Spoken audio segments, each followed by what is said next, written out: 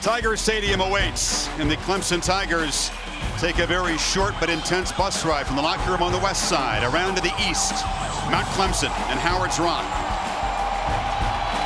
Some players very quiet, some rowdy. And that rock from Death Valley, California, brought here almost a half-century ago and placed at the top of the hill. One of the most electric rituals in sports. I think this is one of the more anticipated entries in the country. These fans just wait for this all week for the Tigers to come running down that hill. They will hear Tiger Rag. They will carefully descend this hill on a sloppy evening.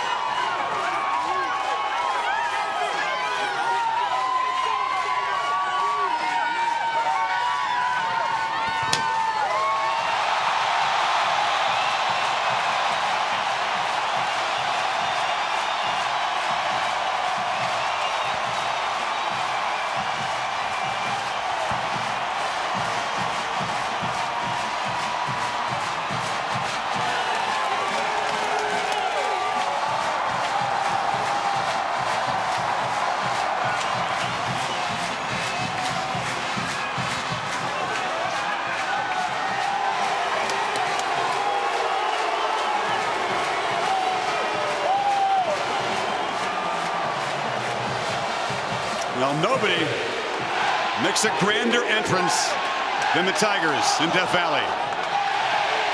Perhaps more caution on the descent with a wet field than we're used to seeing, Kirk. Some guys taking their time, and others still just, they can't help the emotion coming down that hill. Now can the Tigers be fueled, use this energy? The Irish have not been a great road team. The win we talked about at Virginia snapped a streak of 5 straight losses on the road. So there's something for this Notre Dame team to prove. And yet at the same time, it's interesting, Brian Kelly this week using the Florida State game in Tallahassee last year in a game that they competed and they had a chance to win. It came down to that one play, and he felt just that experience in a tough environment in a similar ACC matchup. He felt that that was enough to be able to tell his team, hey, we can win in these kind of games, not to mention the LSU game and their bowl game away from their home stadium. We talked about the two Deshaun's born 4 months apart. Kaiser there and Watson are buddies from their high school days at the Elite 11 quarterback camp. More on that as it unfolds.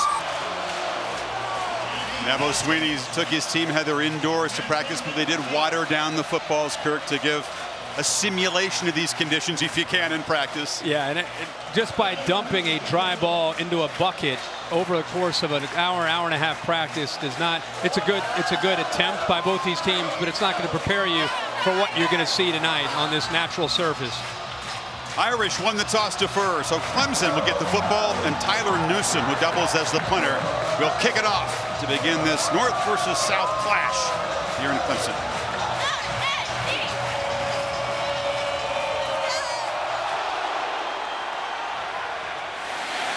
Short kick, and the fine receiver Artavis Scott from the 5 has a crease and breaks out across the 35.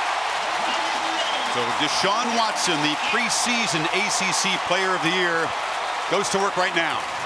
It's important for both these quarterbacks to settle in, and that's the play callers on both sides know that. With the weather like this, the emotion, Deshaun Watson typically stays very calm. That's his, the trademark on him, even though he's very young, he's only a sophomore. But I look for them also to take some chances on this first possession if they get the opportunities. We talked in the open, Chris, Notre Dame's been giving up some big plays, and Clemson wants to try to take advantage of that despite the weather. Look at this, Kirk. First play, empty backfield and 5 receivers for Watson. And he takes off up the middle. Watson breaking free across midfield, flashing the speed down the sidelines and driven out. Good call, Coach Herbstreit. Yeah, we talked about him in the open about running the football. It could be a tough night to run the ball, but look at the numbers. There's no linebackers. By having the 5 receivers out wide, it left nobody in the middle. The middle linebacker, Joe Schmidt, brought a blitz from the right, but they got to the left and ended up showing what he can do. His knee is healthy. They told us they were going to turn him loose, and on the very first play, a huge gain for Deshaun Watson. 38 yards. Now it's Gallman, the hard-running, steady tailback who muscles down to the 20-yard line. Gallman is a sophomore from Georgia who just doesn't quit on runs. No, and I tell you, the footing and the traction in the trenches. We've watched games, you and I, all afternoon, and one of the things that came up was watching the linemen. You think about the receivers and the quarterback and the ball, but it's really the linemen and being able to get leverage and pushing a 300-pound body and trying to get it to go where you want it to go. The advantage you would think would be Notre Dame. Watson's got it. And he just throws it away. It's an offensive line that has no starters back from last year. Ryan Norton, their center, was the only returning starter, but he has an MCL sprain. So there's a couple of veterans up there, a couple of young guys, but no second-year starters. No, and I think because of that, they rely on tempo to be an equalizer. This is a similar offense that you see when you watch Auburn, or it's a similar offense that you see when you watch Ole Miss. They rely on the tempo and some of the trickery to be able to be kind of offset the athleticism and the speed and size of a defense. The guy to watch is Sheldon Day on the defensive line, number 91. Scott's in the backfield on 3rd and 5 when they flip it to him in the flat, but he had to spin around, makes a man miss, gets a first down, and dives to the 12-yard line. It's kind of an example right there of what they asked from their offensive linemen on a screen pass out there. They're just trying to get in the way. There wasn't anybody who came up with a big block, but they shielded the Notre Dame defense from him. The athletic ability of Scott gets the first. And now Gallman takes a handoff on first down, gets the edge, and dives down near the 4-yard line. Clemson executing well on this first possession in the rain. No doubt about it, and some good blocks up to the top. Area that they feel they have got to dominate. Forget about in the trenches, out on the perimeter. Time peak, the receiver and Leggett, the tight end, were flexed out to the top of your screen and both picked up nice blocks. They need 2 on second down. Watson had trouble collecting this snap. It was an awkward handoff to Gallman, who loses a yard as number 91, Sheldon Day, the All-American. Yeah, and he's going to be in the backfield the entire game, and Clemson realizes that. Very fortunate to somehow secure this football and then get it into the hands of Gallman. Well, that was a great job there by Watson to be able to get his hands on the football, slippery football, and get into the hands as Sheldon Day got penetration. Another third down after the loss. They need 4. Watson rolls out, flips it in the flat. Catch made. Jordan Leggett dives for a touchdown.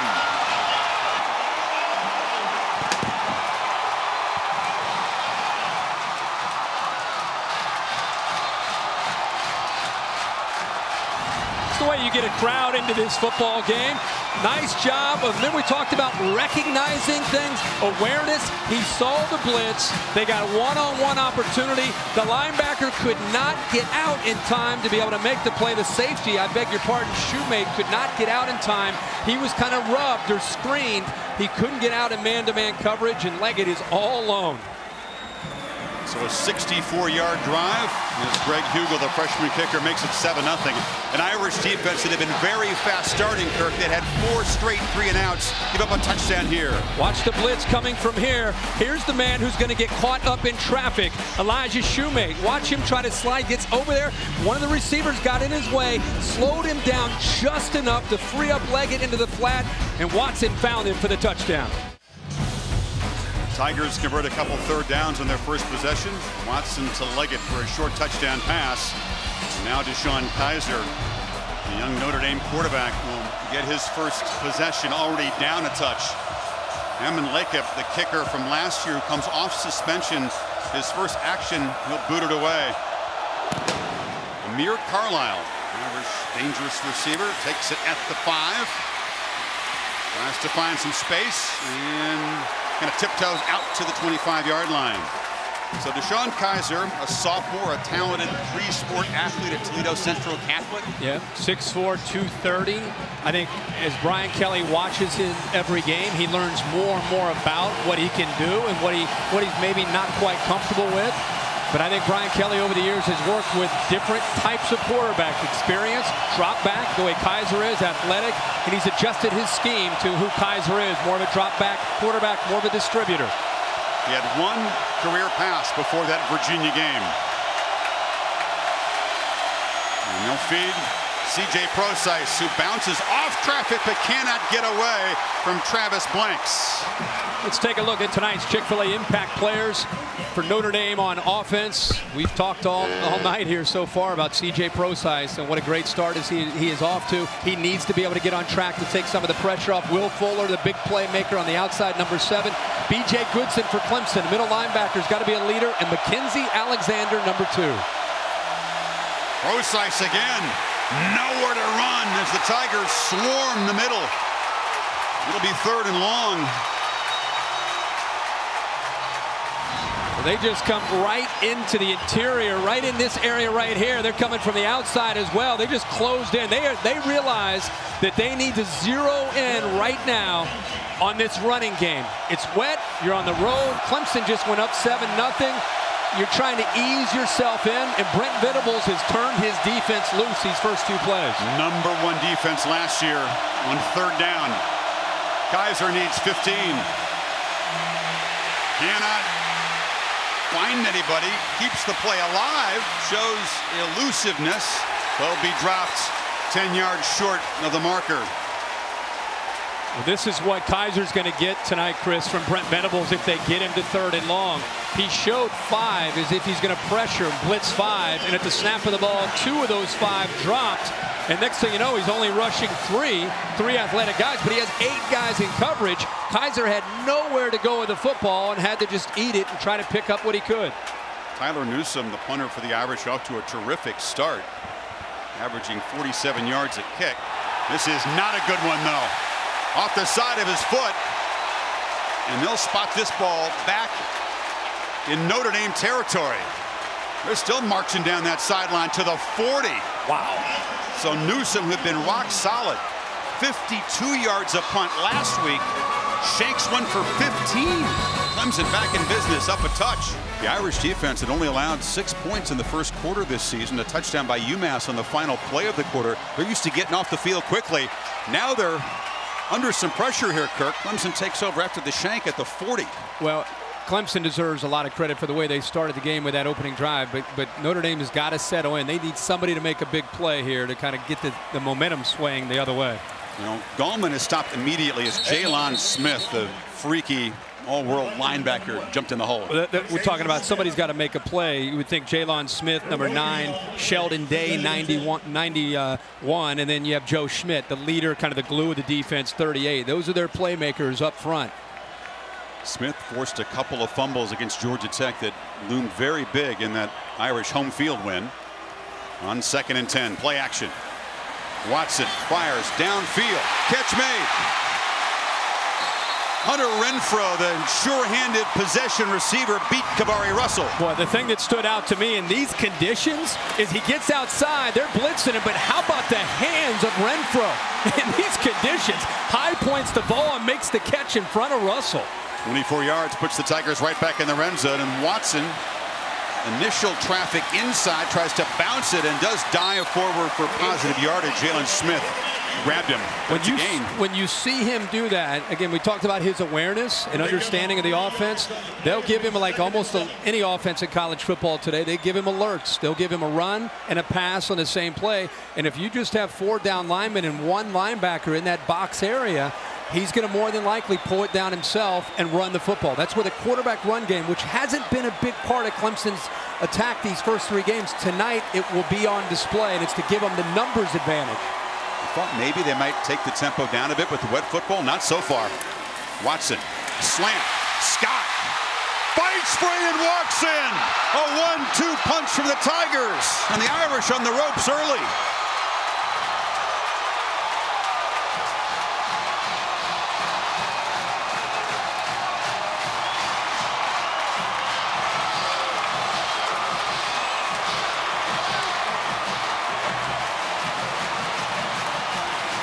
You know, Deshaun Watson is razor sharp distributing the ball, and Clemson quickly up a couple of touchdowns. I think this is the Deshaun Watson that Clemson fans saw a lot last year of, and he hasn't quite played that way, and especially in their game a couple Thursdays ago against Louisville. But here's just recognition, soft coverage, be able to get after a low snap balls right on the money that gives Scott a chance to protect himself, keep his feet to be able to get into the end zone. But it's the timing and awareness by Watson that was superior. Tigers have run 11 plays and have 14 points. So Clemson scoring in its first 2 possessions, sandwiched around a 3 and out for the Irish. And it's 14-0 quickly here.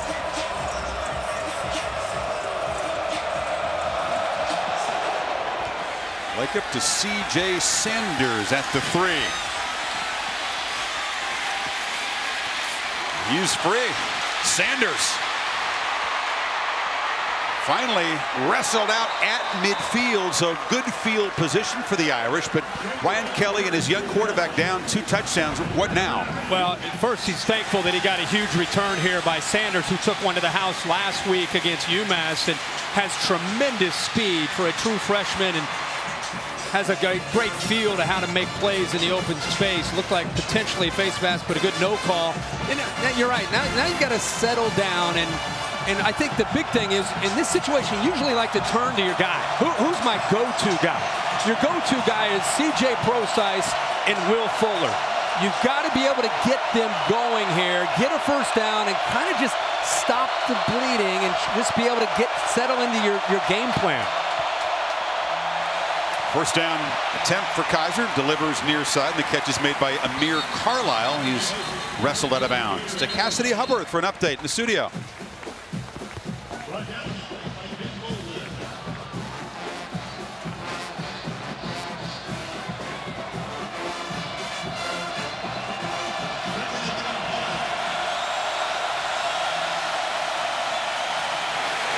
Wow. Swamp is alive, and so is Death Valley. Procise, just no running room so far. Shaq Lawson, junior, next great defensive lineman at Clemson on the tackle. And a guy to keep an eye on tonight. He'll be matched up a lot with the All-American Ronnie Stanley, the left tackle from Notre Dame. But again, early in this game, that Clemson defensive line, all new starters this year, getting after that Notre Dame offensive line. Irish need 6 on 3rd. Kaiser, well protected, delivers a strike, and Chris Brown makes a first down catch inside the 40. Brown, the senior from here in South Carolina. 2 things that stood out to me. Number 1, the offensive line picks up a pretty exotic look. There's some pressure, but they pick it up. They give him time. And the other thing is he felt that pressure, but he didn't allow it to affect his vision. He settled in, showed some composure, and distribute that football for a first down. And Lawson, the defensive end, downfield to make the tackle there.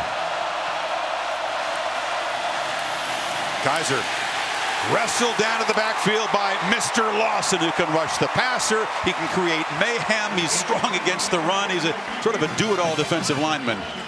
And Kaiser on his own read here gets confused. He's actually reading Shaq Lawson right here. He kind of gives him a little bit of this and then comes out. If he comes down on the back, then he's going to want to give it or pull it out. But this time he comes down initially and then jumps out at the quarterback, and he confuses Kaiser. Kaiser, a screen, threw it too high. It was off the hands of Torrey Hunter Jr. He's lucky that was just an incompletion, and it's 3rd and 13.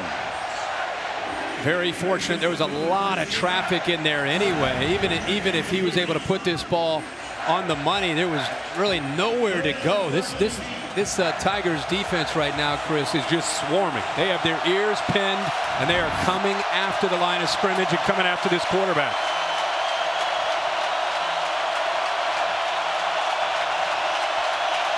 This is a lot to handle in your first road start. Tigers show some pressure. Kaiser rolls away from it and delivers incomplete.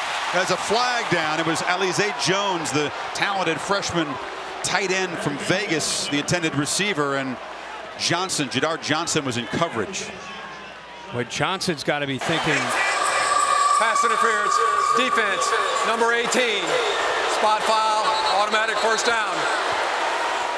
You know, he just makes a mental mistake here, and he's frustrated, but he definitely got early to the receiver. I mean, he's in there way too early, and that's inexperience. He's got to try to get his body and around the intended target there, Jones, and try to use his hand to swat at it, but he can't run over top of him. He's the guy that made the pick to seal that three-point win at Louisville. But the penalty moves the ball inside the 30. Procise. This is a guy that's averaging 150. Notre Dame's had 5 straight games of 200+ yards rushing, and they're just trying to get out of the red here in the running game. The problem you have, again, is they're going to make Brent Venables, the defense coordinator from Clemson. It's pretty easy what his plan is. They put 8 men at the line of scrimmage right now against just 7 blockers. So they have an extra man, and they're basically telling Brian Kelly, your quarterback and your receivers are going to have to beat us, and until they do, we're going to continue to stack the line of scrimmage. Kaiser on the move, takes his first downfield shot and throws it over the head of Chris Brown. I think Clemson feels very good about the matchups on the perimeter, and we've got some great matchups. Tankersley, who was tested there, and he's been tested all year against Chris Brown, but the real matchup is Will Fuller, number 7, against Mackenzie Alexander. You're talking about 2 guys that have bright futures, and Alexander is following him at this point all over the field, whether he's on the left or the right, to the field or to the boundary. Now they're at the bottom of the screen on 3rd down. Yeah, he's a brash shutdown corner. Teams rarely test him. We'll see how that matchup unfolds tonight. Tigers show some pressure up the middle. Irish pick it up, and Kaiser delivers incomplete. Delivered a hard shot that Brown couldn't gather on a wet night. It's going to be tough on his receivers. It sure is, and I couldn't tell if Ben Boulware, who was rushing, number 10, got a hand on this football right there. No, he did not. Ball's coming in just fast, hot, and it was tough for Carlisle to be able to secure that. It would have been a first down if he came up with it. You know, he was a pitcher. What did he throw, 94, 95 in high school? Sometimes a changeup's better, right? Yeah. Justin Yoon, he's a true freshman kicker from Nashville. He's 4 for 6 on the young season. This from 46 yards. And he shows why he's one of the top kickers in the country. Good Nashville product. Booms it through. Irish on the board, still down 11. The Irish come away with a field goal. This is Justin Yoon on a wet track. Into the wind. Kicker. Yeah. Into the wind, tough conditions, freshman. Team's down 14 on the road. You need points. Drills it. This is a ritual that Scott Daly, number 61, the long snapper, and the holder have after every made kick. Yoon, born to parents of Korean descent in Ohio, then moved down to Nashville. And not only, Chris, is it points, but it kind of just slows things down a little bit for Notre Dame, just to get points on the board. This is Scott, a yard deep. They fake the handoff, and Scott has a little room. Chased down from behind at the 29-yard line by Nick Coleman. Well, this week on ESPN Monday Night Football, up to the Pacific Northwest, Russell Wilson and the Seahawks. That's Matthew Stafford. He's got to be a little bit sore about the way Uga went down hard at home to Alabama today. The Detroit Lions, desperate for their first win. He's got more in his mind than just Georgia's struggles. Well, I think we have a new rule in the SEC. Alabama is no longer allowed to be an underdog. They seem to take that too personally. They come out swinging. Well, the streak was 72 in a row, right? So making another 72 before somebody doubts him. This is Watson on the keeper, and he's knocked down on the far side there by Elijah Shoemate, the senior safety. Well, he's off to just a great start, and you know, we asked him in our meeting about the knee. I mean, he had ACL, and he played through it in the South Carolina game, had surgery December 12th. Kids today, whether it's college or the NFL, you see him come back 8, 9, 10 months. He's right around that 10-month mark, and tonight's the first time he's really turning it loose since then. Gallman, a short gain. Watson didn't play in the bowl game, the win over Oklahoma. Didn't do a whole lot in spring ball. Was able to throw in the summer, Kirk, but he used all that time to study tape like an animal and improve his knowledge. He's really a student of the game. It's just a passion of his. I mentioned the high school background of running a very similar as offense. His high school coach came and visited Chad Morris, took it back to high school, and he ran it. Same terminology. So when he came in as a freshman, he really had an understanding of what they were trying to do, but he continues to take it to the next level with film study and understanding of coverage. It's a third and medium for the Tigers, and that one is just tossed away. Scott not quite on the same page as the quarterback, so Tigers forced to punt for the first time. And the Irish getting a foothold now. Yeah. Again, they come up with a field goal, they get a stop. It's a different energy right now in this stadium, and now it becomes a little bit more of a level playing field. And now you try to go out and you get back to your game plan, and you go out and try to execute. Junior punter Andy Teasdall. I wonder if they'll try to keep it away from C.J. Sanders. Already he's had the big return. You mentioned what a dangerous weapon he can be. Sanders, the freshman from California. This time he makes a fair catch as he backpedals and collects it just inside the 20-yard line. 47 yards on the punt. And now the Irish back to work. Mike Sanford is the offensive coordinator, working actually the quarterback coach. He's got the OC title. Brian Kelly's still calling the play. Yeah, but an up-and-coming assistant coach, and of course he was at Stanford as passing game coordinator out with David Shaw. He went over to Boise State the last couple years. He ran the offense at Boise, and Brian Kelly recognized his qualities as a coach and a great recruiter and brought him over here. And he has really helped Kaiser with being thrown into action in his development. There's a first down attempt. Kaiser over the middle. Catch made. That's Corey Robinson, receiver who just has been dealing with a knee problem, but is finally full go this week. You love to see the patience, and I love the call by Brian Kelly. Here's the eyes. You don't want to stare down and telegraph the throw, but he shows patience here for him to get into that throwing window to give himself a chance. He had to clear Ben Boulware, the linebacker, and once he did, he shows you this guy can throw the football when he has time to throw it.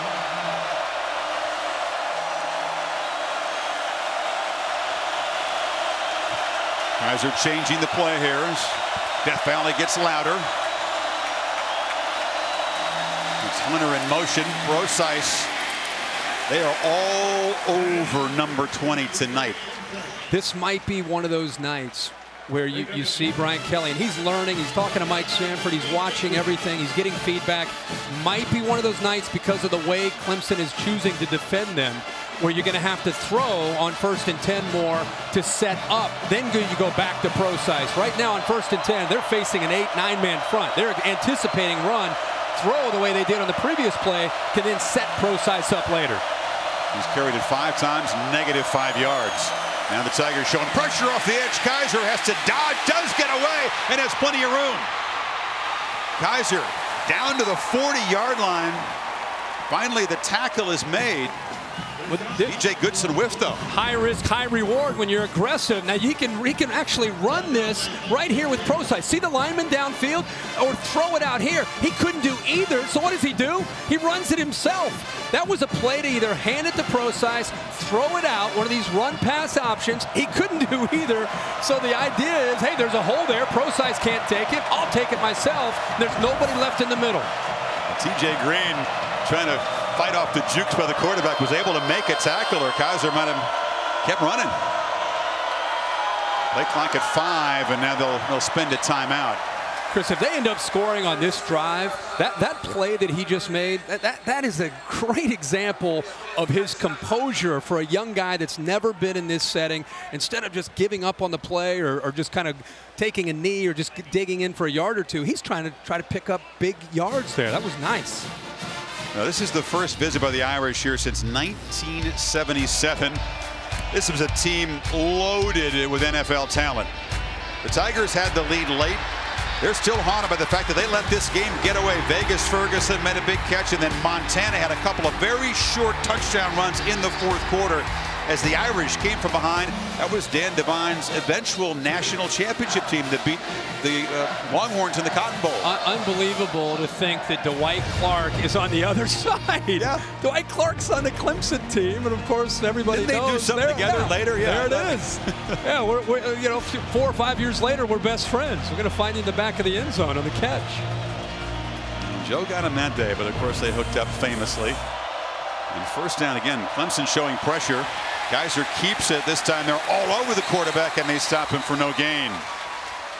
There it is, 1st and 10. You're not only facing guys in the box, Chris. Those linebackers, Boulware and Goodson, they're up shooting gaps. I mean, they're making it tough on the offensive line. And even on a zone read, there's just nowhere to go. And a really good job by Lawson. They're collapsing down on the play. There's nowhere to run. Shaq Lawson's a local guy, lost 10 pounds, slimmed down a little bit this year to get even quicker, but he's still very, very strong against the run. You see him at the bottom of the defensive line. They're standing up.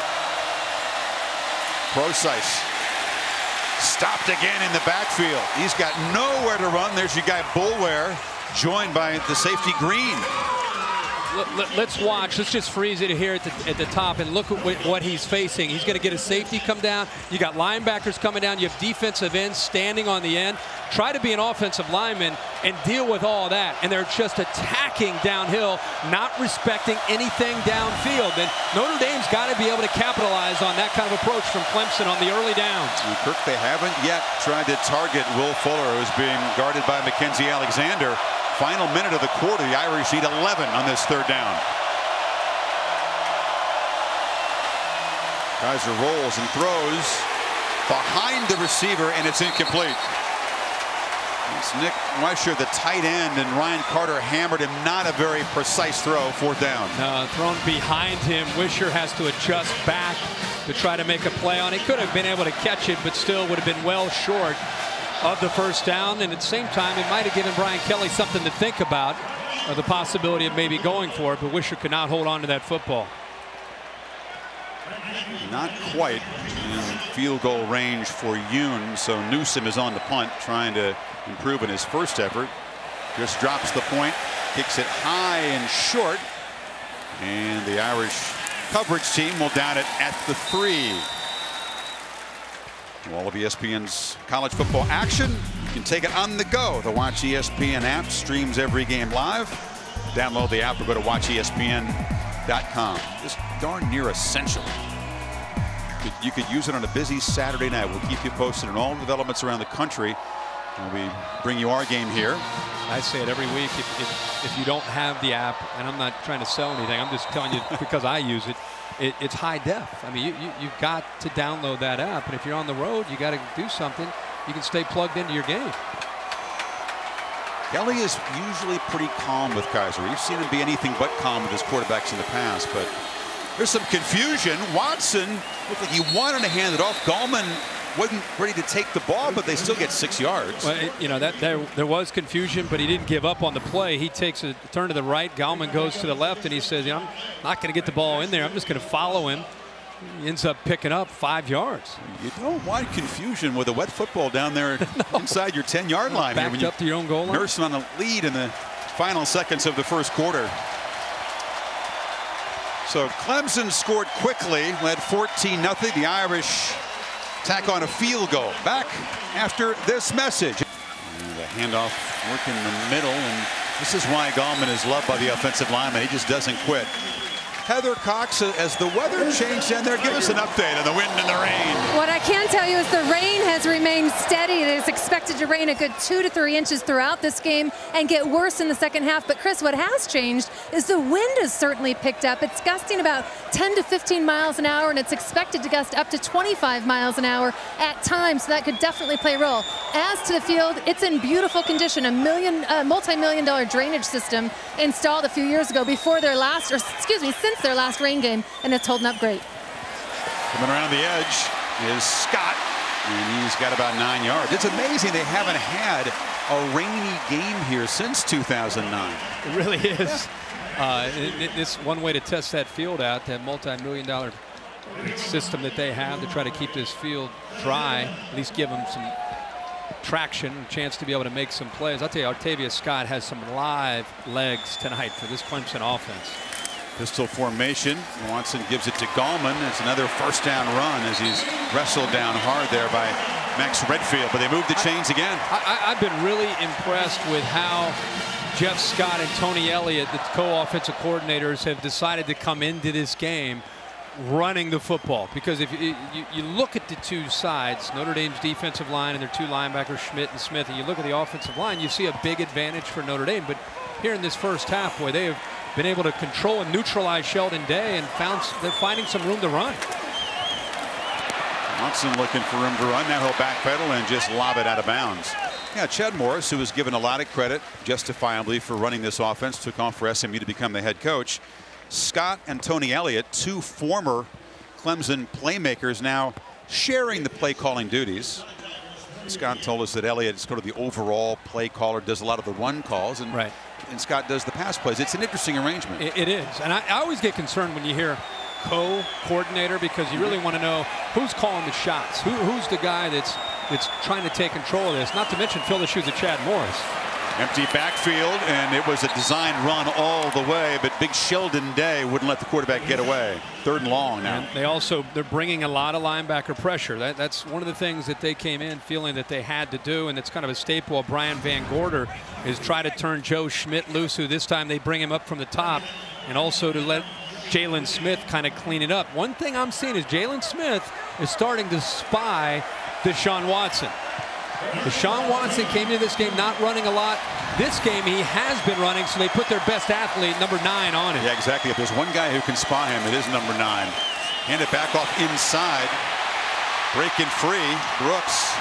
And that's a nice run. A little used playmaker for the Tigers, but on 3rd and long, they get close to the marker. It's going to be 4th down, though, so let's see if old Dabo's in a gambling mood, up 11. Well, that's a good job of picking up some positive yards there. Joe Schmidt was picked up by a nice block, and Max Redfield, who's been playing with a broken thumb, he broke his thumb against Texas. He's had a cast for 3 weeks. They've held him out some because he hadn't been able to make a lot of tackles with that cast. He came up and just kind of whiffed on Brooks. They were lucky that ended up being a 1st down. They stop him about a yard short, and so Teasdale's in to punt. It's a good one with the wind at his back. A little bounce and roll dead at about the 10-yard line. Now, I thought it was touched at the 10. They're going to spot it at the 5. So poor field position on a rainy night for Kaiser. Fournette, one of the few backs in the country who got off to a better start than C.J. Process for Notre Dame, but he has gained -5 on 6 carries. He has 1 of his 6 carries has actually gained yardage. He's got it again, and that's the run of the night so far for Notre Dame. And the reason is, we've talked about 1st and 10. What Clemson's defense has done tonight is they're crowding the line of scrimmage, and they're shooting gaps with linebackers and safeties, and they're winning that battle. They're willing to take chances against a young quarterback because they assume that Procise is going to get the ball on early downs. They're leaving their defensive backs isolated one-on-one. I think the guy we have not called yet, and I'm sure Notre Dame fans at home are saying, where is Will Fuller? Whether it's a quick screen or something. Number 7's got to get his hands on the ball. Kaiser nowhere to go on 2nd and 5. Travis Blanks came around the edge. Yeah, Fuller with 22 catches coming in. There's an injury for that Clemson defense. It's Austin Bryant, the true freshman backup defensive end, being helped to the trainer's table. We can talk all we want about what's wrong with Notre Dame's offensive line. Why aren't they giving Procise room? But again, it's the scheme, and right now it's the way they've crowded it and taken advantage of that athletic ability. Venables bring some heat right now? No, I don't think he will. Now you're right. They only rush 4. Kaiser has some time and completes it on the far side there. Torrey Hunter Jr. spins across the 30. So that time, with plenty of time, Kaiser makes a good throw. Well, he motions him over, and he has soft coverage on 3rd down. That's one of the few times we've seen soft coverage, and it's a mismatch with Boulware trying to stay with Hunter. He locks in, he finds him, and again, when he has time to throw and he sets his feet, he's going to put the ball on the money. Let's see if they go play action here and give Fuller a chance. Number 16 got 16 yards. Instead, they handed to Procise. This time does get around the edge. A hard knock by Boulware on the running back. Big hits, a lot of. You like number 10, don't you? I do. Inked up, jacked up linebacker. Well, again, think about what they lost last year, and look how he fills. I mean, he's coming around. He's got tremendous speed. He just throws his left shoulder right in to the headgear there of the shoulder of C.J. Procise. And it's okay that he hits him with that shoulder pad. He gave a lot of Sooners some hard hits in that bowl game. He really emerged stepping in there. It's a defense missing Stephon Anthony at linebacker and Vic Beasley and Grady Jarrett up front. They lost 7 of their top 10 defensive linemen. This is a completely new defense with the exception of just a handful of guys. Got to hurry. Did Kaiser not spot the play clock? Here comes a flag. It was Kelly. Play a game. Didn't get the timeout. 5-yard penalty. It's going to happen, Kirk. Yep. Young quarterback. Oh, sure. And again, Brian Kelly understood coming in that that's part of it. That's why he's trying to do the best he can of getting the play in as fast as he can to give him some time to work with, because he has options once he gets the call. He has to look at the defense. He has to make calls, so he needs time to be able to make those decisions. Once again, the Irish behind the chains here. 2nd and 12. And another mistake, right tackle. False start. Offense. Number 68. 5-yard penalty. 2nd down. It's Mike McGlinchey, the junior tackle from Philadelphia. Watch the center's head. He puts it down and back up. And these tackles have not dealt with this kind of crowd. Stanley on the left is a veteran. He's been in this kind of atmosphere. McGlinchey has never been in this kind of atmosphere. He's out in there. They're working with silent counts, and it's more of a rhythmic thing. Not to mention he's worried about that defensive end lined up across from him. Got to hurry again, Kirk. 2 in the play clock. Does he see it? And there's another flag. A 3rd straight penalty for this Irish offense going backwards. Let it go, says Brian. Well, Brian Kelly can call a timeout from the sideline. You know, at some point you have a delay of game, and then you have a lineman move, and then you have another delay of game. You might want to just jump in and call a timeout to help him out. He's kind of saying, let's go, let's go, let's go, let's go. We're going. He's going backwards. 2nd and 22. Some confusion on the Clemson defense. They're not really set at the snap. It's a screen in the middle here. Procise runs into heavy traffic again. Carlos Watkins stopped him. It'll be 3rd and very long. You deal with 3 straight penalties like that. They're getting backed up. They're going in the wrong direction. And you're Clemson. And you got a young quarterback. You're thinking draw or a screen or something simple. And that didn't fool anybody. They were ready for it. Let's see him saying, let's go. Run it, run it, run it. 3rd and 17. They rush 4. Kaiser has protection. Delivers a throw off the hands of Fuller. So the top receiver went up but could not collect the wet ball at midfield. First time they've even looked his way. Well, they clear out the middle linebacker, and it opens up perfectly. He needed a lot of time for that play to open up, but Boulware, the middle linebacker, is cleared out.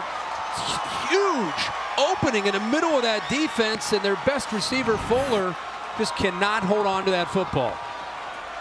He's the guy that made that touchdown catch with 12 seconds to go. That heave from Kaiser when they were in the wrong protection. He just threw it up anyway.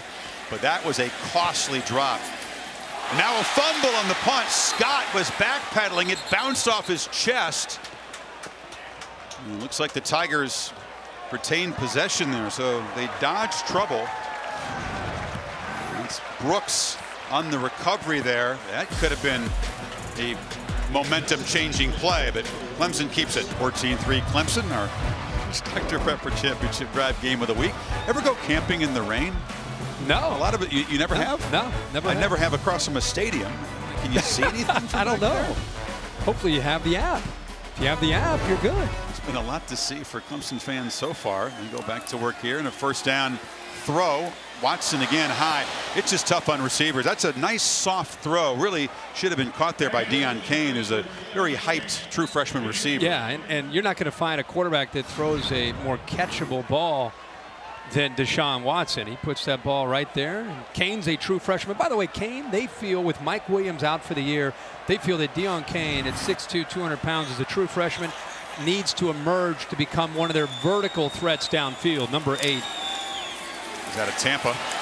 Watson shows a little juke and a spin, picks up about 3. It'll be third down. He came into this football game, as we talked about, just not turning it loose with his legs, not needing to in their first couple games, and doing it a little bit the Thursday night that they played Louisville. But tonight it's been a very different look, and we kind of anticipated it. He already has 6 carries on the night. Yeah, for 50 yards. Yeah. Irish show pressure up the middle. Schmidt chases down the quarterback, who flips a screen in heavy traffic. Gallman was there, but so were a bunch of Irish defenders as Day was involved quickly. Well, Gallman is going to try to work here to get out, but here comes the blitz, and nobody picks him up. They just shoot him right through the A-gap. He's trying to get the ball out there, and obviously when you blitz the linebacker, that's who would have Gallman man-to-man. That's the ultimate Herbie, right? Yeah, that's right. But if he would have dumped that out there, if he had just enough time, if Gallman would have been able to get out there clean, there's nobody left. Risky defense. They brought the pressure, and it works out. Joe Schmidt told us he loves to play in the rain. Never got a chance to in Orange County in California. This is his kind of night. He forces the incompletion and the punt. And the Irish, again, will just let it roll dead back inside the 15. So midway second quarter, Clemson still protecting that 11-point lead. 52 yards in the punt. Kaiser, good protection, and delivers again high and off the hands of the receiver there. That was Chris Brown. A number of drops for Notre Dame tonight. Heather. Oh, excuse me. Let's go to Chris. The big fella. Yeah. The big fella. What does he have for us here? And now it's time for tonight's Aflac trivia question. Notre Dame has had 7 Heisman Trophy winners in their history. Clemson, none. Which 2 Clemson players have the highest Heisman Trophy finish? 2 guys have finished 6th. It was a completion to Torrey Hunter Jr. We'll ponder that as the Irish do move the chains here and get out of danger. 3 receivers working from the left to the right. He picks the right one in the middle that was able to get a little bit of separation and put the ball right where it needed to be. See if they can get Moses going. Nope. Flags come flying as Kevin Dodd, the other bookend opposite Lawson, invades the backfield. This is the defense that was #1 in the country tackles for loss last year. Offense number 56. That penalty's declined. Second down. Boy, Kirk, that group was manhandling Texas and Georgia Tech. It's a totally different story for the O-line tonight. Oh, yeah. I mean, not only is it a different story as far as being on the road, you don't have Malik Zaire, who's a dual threat guy. You got a young quarterback on the road, and right now this defense is assuming run on 1st and 10. It makes it tough on them up front. Now they lose 7 on 1st down, and now Kaiser delivers a strike, and a catch is made. Finally, they involve Will Fuller for the first time out of the 40, so it makes it 3rd and manageable. By far the cleanest uniform on the field until that play right there. He finally gets involved. He missed one on the last series. How about Kaiser hanging in the pocket just long enough to get that football out? He was a little bit late on the throw, and he finally finds Fuller to give him a chance here, at least on 3rd down. Only the 2nd pass completed this season against the corner, Mackenzie Alexander. Flags again. Clemson was crowding the line. False start. Offense number 68. 5-yard penalty. 3rd down. That is McGlinchey his 2nd time. They are really struggling up front. You got to remember, if you're at home watching this, you've been working all week on a silent count, and all of a sudden you can't hear. You're worried about this guy going around you, and all of a sudden he does this, and you start to flinch, and you get called for it. It's because of the atmosphere. Give the crowd an assist there. Big difference between 3rd and 3, 3rd and 8. Kaiser gets away. Here's another flag. They're going to get a hold in the backfield. Can the quarterback escape? He does get 1st down yardage, but this is going to come back. As Clemson's guys are whipping them up front, and the Irish getting rattled and confused. That was a great matchup because it was Ronnie Stanley against Shaq Lawson, and Shaq Lawson won the battle. Offense number 56, 10-yard penalty, third down. Boy, Lawson's been a beast tonight. He's got 3.5 tackles for loss already. Chris, watch Shaq Lawson at the top on this spin move. Spin move right there. 2 offensive linemen. They both had to hold him. Great tackle. Great form. Look at that. Stanley, you're talking about Ronnie Stanley's maybe the best left tackle in college football. Shaq Lawson with a spin move goes right by him. He threw the flag, but he was hot. Shaq wanted the sack. Third down and long again, and Procise cannot escape. Wrestled down again by the 6'5" safety, Jayon Curse, so it's fourth down. Yeah, rush 3, drop 8. Great thing about that is even if they run, you have eyes on the football. They rally to the ball. And Brian Kelly there is just saying, you know what? We're gonna punt the football, play field position with 4:30 to go, see if the defense can get a stop and see if we can get one more chance with better field position. You have to have a conversation with those big O-linemen over there. Kelly did it before when last time they came off the field. This may be even more intense. There's a punt, bounced around down there. Looked like it touched somebody. They didn't pick it up that way, and the Irish are going to down the ball at the 8-yard line.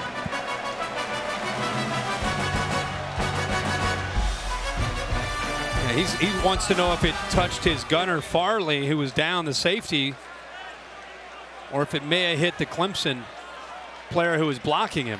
I think that's 35-yard punt. It hit somebody. I thought Farley kicked it, the safety, Matthias Farley. And Dabo wants an explanation. 41, let's see if he kicks it. They're going to spot it. Yeah, they're going to spot the ball back at the 27. And Mark Fields never even came close to the football. So Clemson with 4:06.5 goes back on offense. Yeah, Brian Kelly wanted an explanation. It was pretty simple. Matthias Farley, the nickelback who was down there covering the punt, it hit his leg, and so the ball was spotted at the 29. Tigers trying to add to a lead before the break.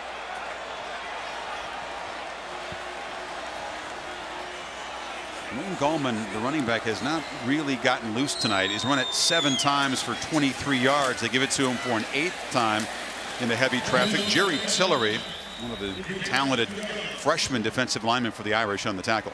Well, I think Notre Dame's defense has kind of settled into the game. This game started so fast with Watson making plays, and he was running, he was throwing, and before you know it, they've got their first 2 possessions, 14 points on the board. And since then, you can see that Notre Dame has settled in, made some adjustments, and they're creating their own pressure for this Clemson offensive line, similar to what their line's dealing with.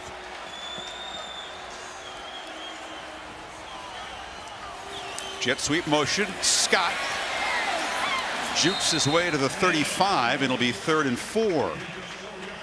He's an electric guy with the ball in his hands. Chris Brian Van Gorder, the defensive coordinator from Notre Dame, is now in his 2nd year. One of the great minds in college. He's been up in the NFL. He's come back to work with Notre Dame.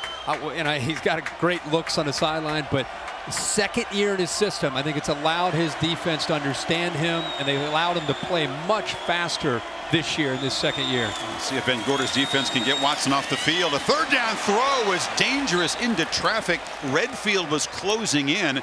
Watson knocked down by Day after the throw, and it's 4th down. Well, I think he got away with one there. Redfield was actually reading the receivers. His eyes were on the receiver and not on the quarterback. And if his eyes were on the quarterback, he would have been able to see that he had a chance to make the interception. There's Sheldon Day finally making an impact. Doesn't have to get the sack, but get into the face of Watson. You can see the eyes of Redfield 10. He didn't even realize the ball was thrown in his direction. If he would have, he had a shot at an interception. So Van Gorder's defense, another positive series, another punt from Teasdall, and a fair catch. Juggled, but recovered by C.J. Sanders. Bear, we've been so busy up here. I don't know if you've even thought about your trivia question. Let me see it, Bear. What do you got again? And now it's time to answer tonight's Aflac trivia question. We told you Notre Dame has had 7 Heisman Trophy winners, Clemson none. 2 guys finished 6th is the highest. Who were they? The answer, 1978, Steve Fuller. Oh, okay. 2009, C.J. Spiller. Yeah, I should have gotten C.J. Spiller. But 6 is the highest ever for Clemson. Maybe surprising. Deshaun Watson can, maybe before he's done, can. Fuller, of course, the quarterback in that game that Montana won with his late heroics here in '77. So the Irish, 2:46 to work with, a couple of timeouts. Kaiser. And lots of time now, backpedals, throws it across the middle, a completion, and then a hard hit after an 8-yard gain. Jayon Curse delivered this shot there in Carlisle. I just cannot get over this presence that Kaiser has. And we got an offensive lineman that was down. At least he is up now. Watch Kaiser here. I mean, this is incredible. I mean, he's waiting and waiting and waiting, and then just buys enough time here to be able to eventually find his man. He's got some open receivers. He's just having a hard time locating them. He's been very fortunate. His offensive line has been able to hold up there. Quentin Nelson, the guard, the sophomore, is the offensive lineman down. Boy, the last thing Notre Dame fans want to see is another starter. And they've had, what, 6 of them go down to injury, so they'll examine that. Boy, Notre Dame came in here to a hostile environment, an inexperienced quarterback in this situation. Deshaun Watson, Kirk, was just razor sharp the first 2 drives, found themselves in a 14-0 hole. And we thought, uh-oh, look out. Now what is Kelly going to do to get back in the game? They got to 3, but it's been the Irish defense that's impressed me since. Without a doubt. I think both defenses, and it's a combination of maybe the conditions and not necessarily, especially in Notre Dame's or Clemson's defense, not necessarily fearing the pass game, so it's allowed them to be ultra aggressive, and they're going to stay that way until Kaiser eventually makes them pay for that. But yeah, you're right. Notre Dame had a chance there for a second. They're down 14. The crowd's in the game, and it's looking a little scary. They got the field goal kind of settled down, and from that point on, Brian Van Gorder's bunch has definitely kept them in this game. But Kaiser's going to have to make some plays along with Procise. On a windy night with a wet field position's been important, and the Irish have had terrible field position the last 4 possessions, so they had to be a little bit careful. They'll get the ball to begin the second half, and we'll see if C.J. Procise can finally get loose. It'd be hard to imagine Notre Dame coming out of here with a win if he doesn't do something. Well, as I said, for him to be able to start to become effective, they're going to have to get the passing game going to open some running lanes. Around the end is Hunter. He takes a hit, but he makes a first down. 2 minutes to go in the half. And at the same time, you know Brian Kelly, the one thing about him, and he even said to us this week, we've got to be patient. We've got to be patient on the road with our play calling. It's a 4-quarter game. It's a 60-minute game. We're going to stick to our game plan. Kaiser tried to get it to Fuller, and Mackenzie Alexander was all over him and gives him a little wag of the finger. That's part of his game, and not necessarily something that everybody loves about it. No, but it kind of fires him up, and he also likes to try to get in the head of the guy he's going up against, and he's going up against Will Fuller. And this is the matchup, and he's kept Fuller quiet tonight so far. Oh, almost intercepted across the middle of Boulware, had his hands on it as Kaiser didn't spy him.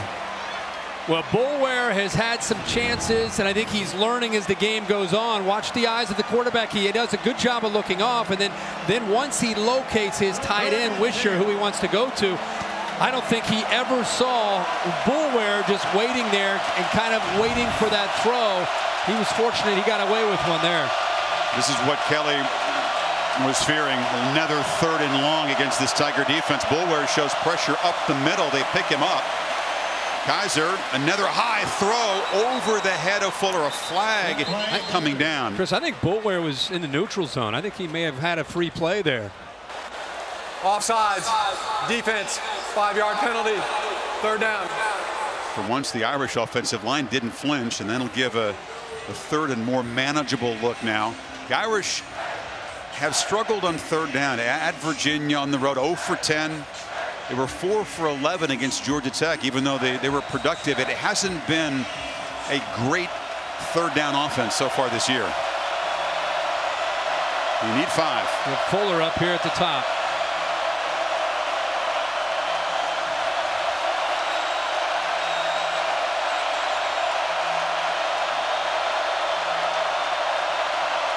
Tigers again showing pressure. They bring a bunch of it. Kaiser has time, but Couple receivers in the pattern. Now a flag comes down in the secondary. And this is going to be against the Tigers. Holding, defense, number 11. 10-yard penalty, automatic first down. That's a great call. Amir Carlisle was actually about to break free from Travis Blanks. And he got fooled, and like most defenders, when they get fooled, they just kind of put their arm out and try to grab on, and he did. He locked on to Amir Carlisle. Great call right there by the officials, and the right call. But one thing I'm starting to see is Clemson's secondary moving after the snap and fooling Kaiser. He had a wide open Will Fuller that time because Mackenzie Alexander bailed, and he had a curl route for a first down, and he never even looked that way because he lined up the way he is right now in press and then bailed like he is now. There's a first down throw, far side, way over the head of Fuller. That's exactly this time. I don't know if somebody sent a message in. Mackenzie Alexander is showing press, and then as the ball is snapped, he's bailing, which means we have the underneath routes if we want them. He missed the last one on third down. That time he came back to him and just missed the throw. Get the thoughts of John Saunders, Mark May, and Mac Brown on this game. All the happenings on a busy Saturday. The BMW halftime report is coming up. Minute 29 till the break. Clemson had the Irish at 3rd and 10. 2 penalties gave them first down, and they've now moved into Tiger territory. Let's see if Alexander does it again up here. That's a great matchup. Does he bail? Kaiser has the ball, goes downfield for Robinson, who makes close to making the catch in his hands. He was running against Tankersley, and the Admiral's son has been nursing a knee, could not collect it. It would have been a great catch, but Chris, remember I talked about this, and also watch this down the middle of the field. This is part of being young and being a quarterback. They bring the blitz, and look right here how it breaks free, and look at this open man right there. These are things he already had locked in on Robinson. Robinson had a chance, but he had 2 wide open receivers he never saw. That's a great point. He went to the 3rd easiest guy, right, in that route. 3rd and 10 across the middle. That's Hunter making a catch, but hit hard by Blanks, short of a first down. So 4th down. Ball spotted with the 44. Here, Brian Kelly, it's smart to just kind of work a little bit of clock here. Getting under a minute. You talked about they deferred, so they get the ball to start the second half. Try to gamble here? Yeah. I think well, depending on the countdown, he's going to take the clock all the way down here and then probably make that timeout and make a decision. In case he misses it, if he ends up going for it, he doesn't want to give Deshaun Watson much time to work with.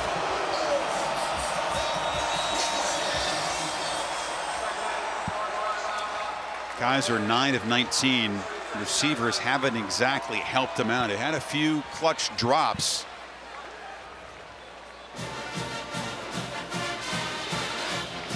ESPN after the Ducks and the Buffs in Boulder. SportsCenter will have you covered with a complete post-game wrap-up.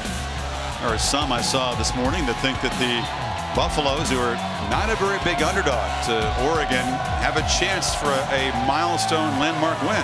That would be me. That would be me. Capital One rankings here. You see Ohio State, boy, they had to fight off against a very feisty Indiana team. A lot of heart, 7-point win. UCLA now down 22-10. Look at this. Look at the Sun upsets. Devils. Potential upset there. Ohio State fortunate to get out of there with a win. What makes it, this is when you start this, you get into October, you start to figure some things out. Week 5, Kirk, was got to beware week 5 for the upsets. He sure did. It's been a recent trend. Could continue. So the punt team out for the Irish. Clemson will take a timeout. Wouldn't figure they'd try to do too much. No, but Irish good to punt it down there. Yeah, you can see the intensity down there with Dabo Swinney. Just good to be safe, go punt safe, and be aware of that potential that might happen. Dabo's got a pretty good record. You talk about Swinney against top 10 opponents when he's the lower ranked guy. 5-2. Won 4-0 when the games have been home or neutral. And he pointed out to us the other day, no player on this roster has ever lost a game to a team that finished the season ranked outside the top 10. So they had 7 losses the last 3 years, but none of those old quote-unquote Clemsoning losses that we used to talk about in the old days when they would lose to a team they should handle easily. And then lose to Duke or NC State or some. Last 3 years, 35-7, some wins over LSU, Auburn, Georgia, Ohio State, Oklahoma. So Newsom to punt into a wind, drops the point and kicks a short kick, but a nice roll. And so inside of 30 seconds, Clemson will have the ball at the 3-yard line. Well, tomorrow, NFL Insiders, get your day started, followed by the NFL Sunday Countdown, guys. 10 a.m. for the Insiders, 11 o'clock for Countdown. And it's Sunday on ESPN beginning at 10 and streaming live on the Watch ESPN app. That Cincinnati Bengals ball club off to a pretty good start. You say that every week, and they've won again, so they're undefeated. So are the Broncos. The Red Rifle getting it done. Indeed, Dalton. Dalton was excited watching Trevon Boykin and TCU drop the hammer on the Horns. They was 30-0 TCU at the end of the first quarter. Never thought I'd ever see TCU or anybody up on Texas 30-0 in the first quarter.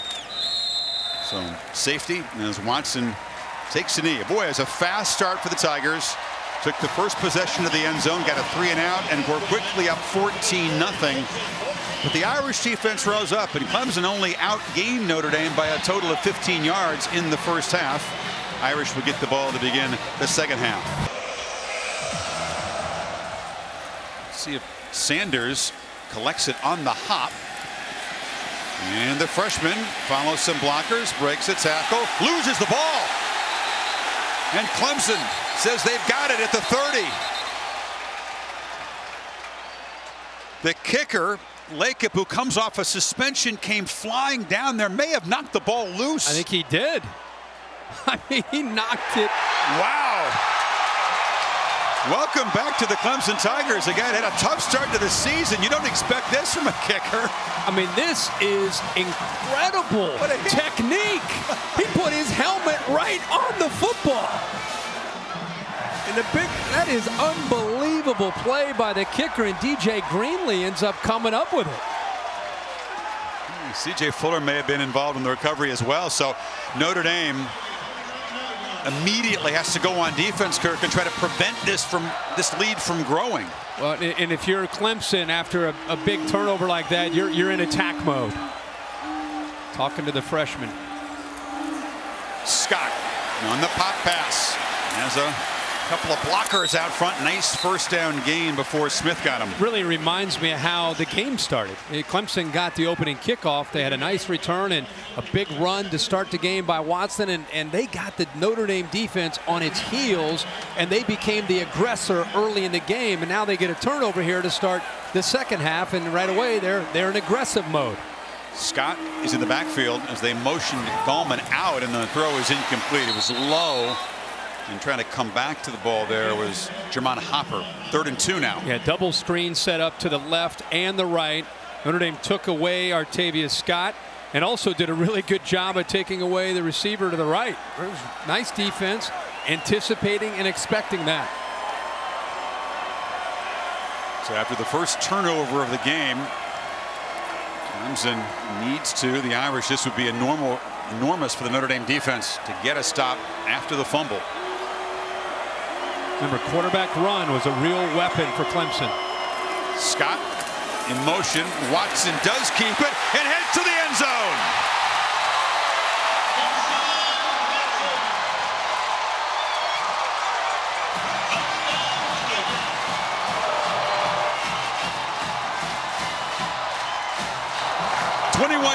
Kirk, as you're right, the second half begins much like the first did. Yeah, they kind of went away from it, which was surprising, but the early part of the first half, we saw a lot of runs from Deshaun Watson, and here on a crucial 3rd down to start this second half, you get exactly the look that they want. Again, this guy, he doesn't run the ball the way Taj Boyd used to with the physicality, but he hits a crease, and he's got the speed to take it to the end zone. So Watson has thrown for 2 and now run for 1. He's got 72 yards on the ground. And it's all because of this fumble. Great job by the kicker causing it. Clemson jumps on top of it, and a couple plays later, big 3rd down. Deshaun Watson calls his own number, gets the look that he needs, the blocks, and into the end zone. So Watson's touchdown run builds the cushion to the Tigers' biggest of the night, 18. Lakeip the kicker. They're going to keep C.J. Sanders on the return team. And there'll be no return this time. With the 16 days between games, they had a lot of things to work on. They fired a couple guys off the kick coverage team, and they produced a turnover. Let's take a look at our Pacific Life game summary and talked about the fast start. Deshaun Watson, awareness, accuracy, decision making, and also tonight his legs. Great blocks downfield. Got the look that they wanted. They motioned the man over, opened up perfectly. How about this Clemson defense? We're about to see him again, making it very, very tough on C.J. Prosise when he is running the football. Just nowhere to go. Nothing but orange jerseys. The Irish thought they would get the ball. Kirk down 14-3, and now a fumble. The ball is loose, scooped up by Curse. A second turnover, and Clemson a chance now to blow this open as the Irish self-destruct. Ben Boulware knocked the ball loose. Curse recovered it. Terrible night for Prosise.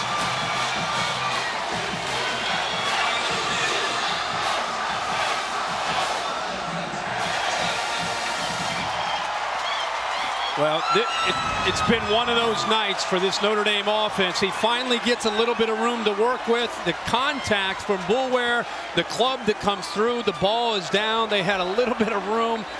And there's the safety, Curse, jumping on top of the football. I'm going to say they get the ball, you think, down 11 to start the second half. But the fumble kickoff, they get it back down 18, and now in the first play, cough it up. Well, this is huge right here to see what happens. Look at all the miscues and mistakes, the things that have not gone their way. But this is big. And I think Dabo Swinney and his offensive coordinators, they sense an opportunity here. Let's see if Notre Dame's defense can step up. Yeah, pump fake. It's a screen in traffic. The catch is made by talented true freshman Ray McLeod, but a short gain. And Jalen Smith, nice job there. Again, he's in the middle of that defense along with Joe Schmidt. And when you're on the ropes like this, and you're on the road, I mean, that's where you typically are going to hope that a guy like Schmidt or Smith or Sheldon Day can make a play to help this defense. Watson gives it off to Gallman. Gets a short gain. Smith and Schmidt, two buddies who are, they say, on the same page. You almost have a telepathic communication. They're also golfing buddies, but you're exactly right. Somebody right now has to try to turn momentum. If this thing gets to 28-3 on a wet night, you got big problems. Absolutely right. That's why I'm saying this possession right here is crucial for both teams. Notre Dame wants to keep themselves in it, and Clemson's looking for a knockout punch. Soft coverage at the top. You'll recognize that. It's actually he's changing the protection right now, moving a tight end leg it over, but he's got soft coverage if he wants it to peak at the top. 3rd and 9, looks back to the left, lobs it down the field. Scott with a diving attempt, could not come up with it. Had a chance to make a ball. Is a beautiful throw laid out there by Watson. Yeah, so instead of going up to the top of the soft coverage, he decides to go to one of his go-to guys, Scott. The ball is absolutely perfectly thrown on the outside shoulder. You see the separation. Scott did what he needed to do at the line of scrimmage to pull away from Luke. The ball is thrown to the outside shoulder where he can go away from the defender. He just wasn't able to hold on to the football. Okay, you see the rain coming down. You know, receivers hate to have excuses. We've seen some great catches despite these conditions. As a receiver, you really got to lock in and focus when you have those kind of opportunities. Swinney upset. He sent Greg Hugel on for what would be a 52-yard field goal. The wind is at his back. So even though that's 5 yards longer than his previous best this year, they didn't see the play clock running down and had to spend a timeout. You don't see Dabo get that fired up. He might be thinking about dancing in the locker room later, but right now he is fired up. Oh boy! Yeah, we asked him about the Ray, the whip, stinky leg, the whip, the nay-nay. He'll be dancing if they close this win out. You can guarantee that. Oh. He may pull the nay-nay out here on the field, talking to Heather. They win this game. Well, now, a 52-yarder. Again, he's got a tailwind here, but this is tough conditions. Seth Ryan is the holder. And it's a fake, or it's a punt. Hugel just takes the direct snap and pooches it down there and shows pretty good touch. Quarterback's got good touch, so does the kicker. Smart decision, but a big stop by Notre Dame's defense after that turnover. So for the Irish, Kirk, you're down 18. You've had turnovers on consecutive plays here, 95 yards away. The rain is pouring, wind in your face. Yeah, and you're going to face a defense that's going to pin its ears and shoot the safeties and linebackers to the line of scrimmage. Rosice picks his way for one of the better runs of the night. He got 10 yards and a first down. Boy, that was a great job by the right side of that offensive line of opening up some room finally for C.J. Prosize. They got a great push and just opened that up. Elmer, the right guard, McGlinchey, the right tackle. Prosize is a guy, Kirk, he went 91 yards against Tech, so he's a threat from anywhere on the field if they can get him a little crease like that.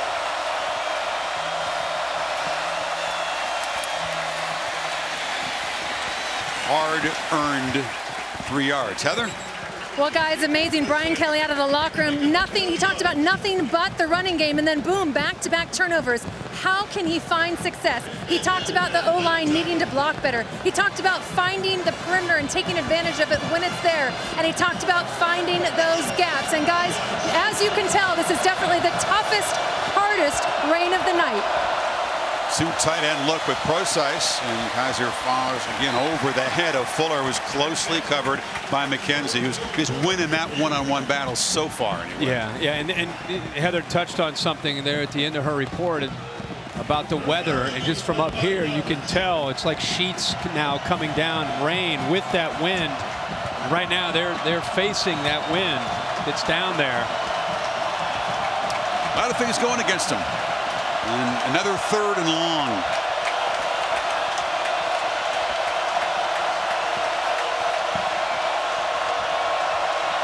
It's like pressure from the left. They're disguising it. They're showing it from the left and the right. Boulware lined up with the middle linebacker Goodson off to the left outside of the tackle. Yep. Here they come. They pick it up well. Flipped in the flat. Prosize makes the catch and gets free.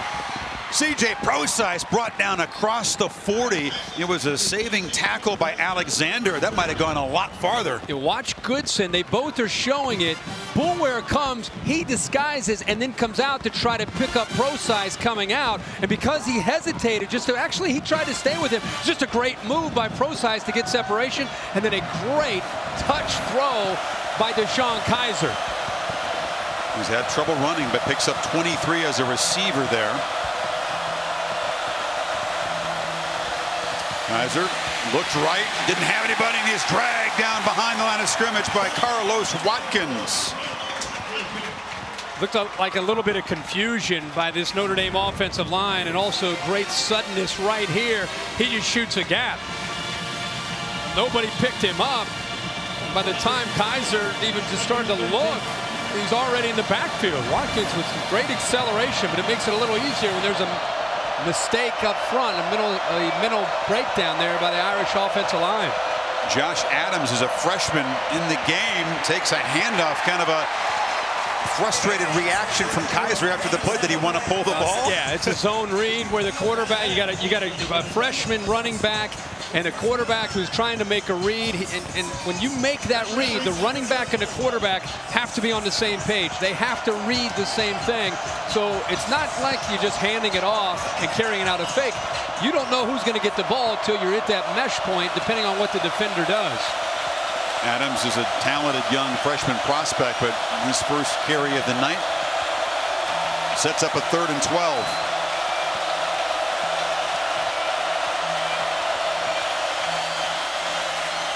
Kaiser steps up. Nowhere to go. Dragged down again. Had time initially, but no one to throw to. Well, no, they rush 3 and drop 8. Again, he has people And it's one of those things that when you have an offensive line, it's going to give you that kind of time.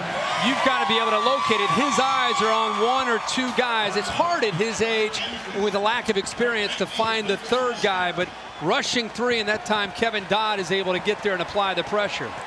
You see Kelly asking him, what did you see?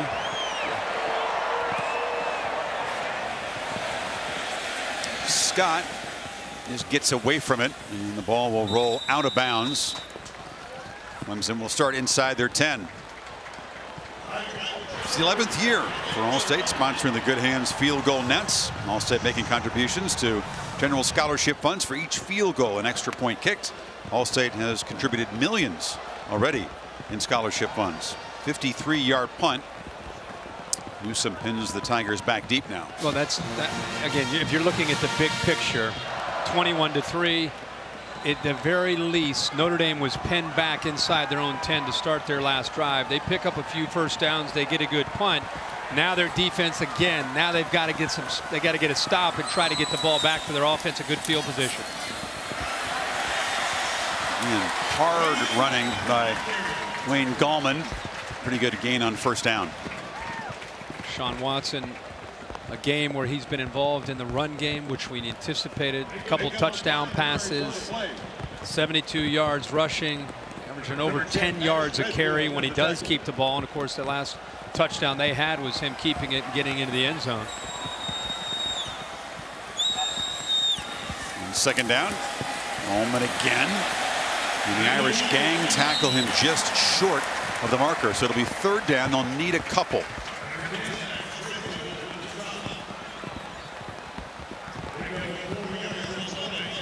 Gallman hasn't had a lot of room, averaging 3.4 on his 11 carries.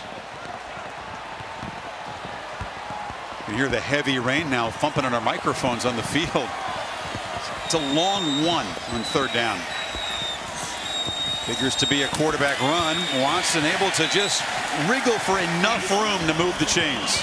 Yeah, I think you and I and Joe Schmidt and everybody else, when they saw Gallman motion out of the backfield, Joe Schmidt pointed to Jalen Smith to be ready.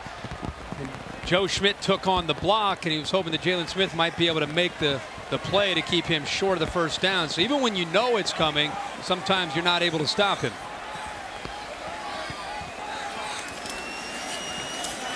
Handed off to Gallman on the edge. Boy, you could hear the pads pop. It was 9 versus 9 as Smith brought him down quickly. That's fun to watch that. Yeah, it gives you a feel right here to be out on the field. That's some speed right there. That's coming arriving together with bad intent, as you said. We didn't see a lot of that last week. No, no. You're going to see that defense. from 9. Yeah. You pointed on the need for this Irish defense to try to make a play, turn things their way. Watson rolling, and he's brought down, hammered really hard outside the pocket there. That's what makes Clemson fans really nervous. As Tillery arrived and had help. Yeah, and you're talking about a guy that had ACL surgery just 10 months ago. So he's put some weight on. Last year as a true freshman, he was slight. He was 195 pounds. Now he's up to 210 pounds, and you could just tell. We haven't seen him since last year. When you see him on film, it's one thing. You see him in person, he's gotten thicker, but still you hold your breath with a guy that had an ACL 10 months ago. Rolls out on third down, fires near side, tipped. Is it a catch? No ruling yet. They're talking about yes on a tip. Renfro came up with it. Irish are arguing he was juggling the ball. Clemson trying to play very fast, see if they can beat a potential replay review. And a lot of times that'll make the officials stop the action, in which they do. Joe Ryder ruling on the field. Is the replay official. It's a completed pass. That play is under further review. They're right next to us over here. Watch Renfro, Chris. This is like backyard football playing in the slop in the rain off of two players. And it's going to come down to whether or not did he have possession when the left foot was down. I don't think so. Let's take another. This will be a good angle because he initially. You can't see that. You can't see that. And not only that, Chris, he initially touched the ball. He possessed the ball, and then it looks like he let go of it. This is a very big call. Watch the ball. See how the ball left his hand? So I think by the time it left his hand, he ended up losing possession of it. Why? Maybe the best angle here. Right. Yeah, I think he's got possession after he's already out of bounds. See, people think it's not about that, because I'm telling you, he loses the ball and now his feet are in the air. I don't think that's a completion. It's a huge potential overturn. It would be 4th and 7. Again, watch the ball. Taken away. Watch the ball. It's in the air, and then and then his feet go into the air. You're right, though. He was right there with an opportunity to make a play that would have moved the chains. It's nothing like calling a game here at Clemson when the fans are about 6 feet away, turning to you and I, saying, "Is it good or not?" Can we shoot? If you signal incomplete, they don't like you very much. I gave them the sign like, "I don't think it's good." They're like, "Come on, like we see them down here." Yeah, they're all see them right here. Yeah, everybody wave, all of our friends. wave to the stage. You guys are on, there yeah. There you go. They should be looking right over here. Those are the guys making the decision, just off that direction. Yeah, I think it's an incompletion. That's the Sorry, replay I'm telling official. him. Incomplete, guys. There's Joe Ryder nodding his head. Leave us with the guys next to us. We're not cheering in the press box. No, Renfro, very sure-handed receiver, made a tough catch in the rain earlier. Let's bring our rules expert Dave Kataya in. What is your opinion of what you've seen? Well, Kirk and Chris, it's very close, but I have to agree kind of with you. That left foot is on the line, and he's juggling it. Watch the ball go into the air, Dave, right? Right there. Not here, there. See it? Right there. Yeah. And he, to me, does not have possession in bounds. Yeah. If he would have held on to it on that first possession when he first caught the ball, I think he might. Then the debate would have been about the left foot, the left toe. But the ball went back up into the air, and then he secured the ball, and by then his feet were in the air, and it was an incomplete. I have to agree with you, Kirk. That's the way it looks to me. After further review, the ruling on the field, the player did not maintain possession, therefore it is incomplete. 4th down and 7. Ball be placed on the right half. Not popular here, but we think correct. So it is 4th down on a punt coming up instead of 1st down.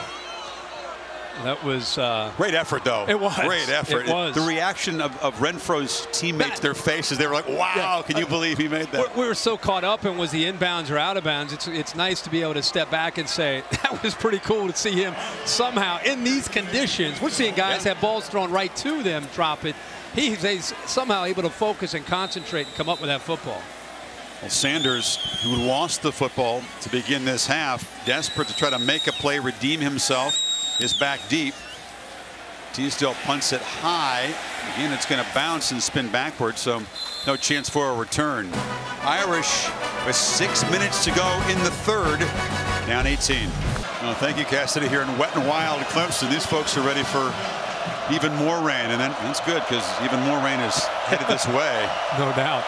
On 1st down, Kaiser has to sidestep the rush and delivers to a wide open man, dropped again. This time it was Torrey Hunter Jr. A rough night for the Irish receivers in the rain. And Kirk, we are where this big orange tiger paw is, and that is a lot of orange and yellow stuff headed up from the coast. Charleston has been badly flooded the last 24 hours. It's figures a little uglier here.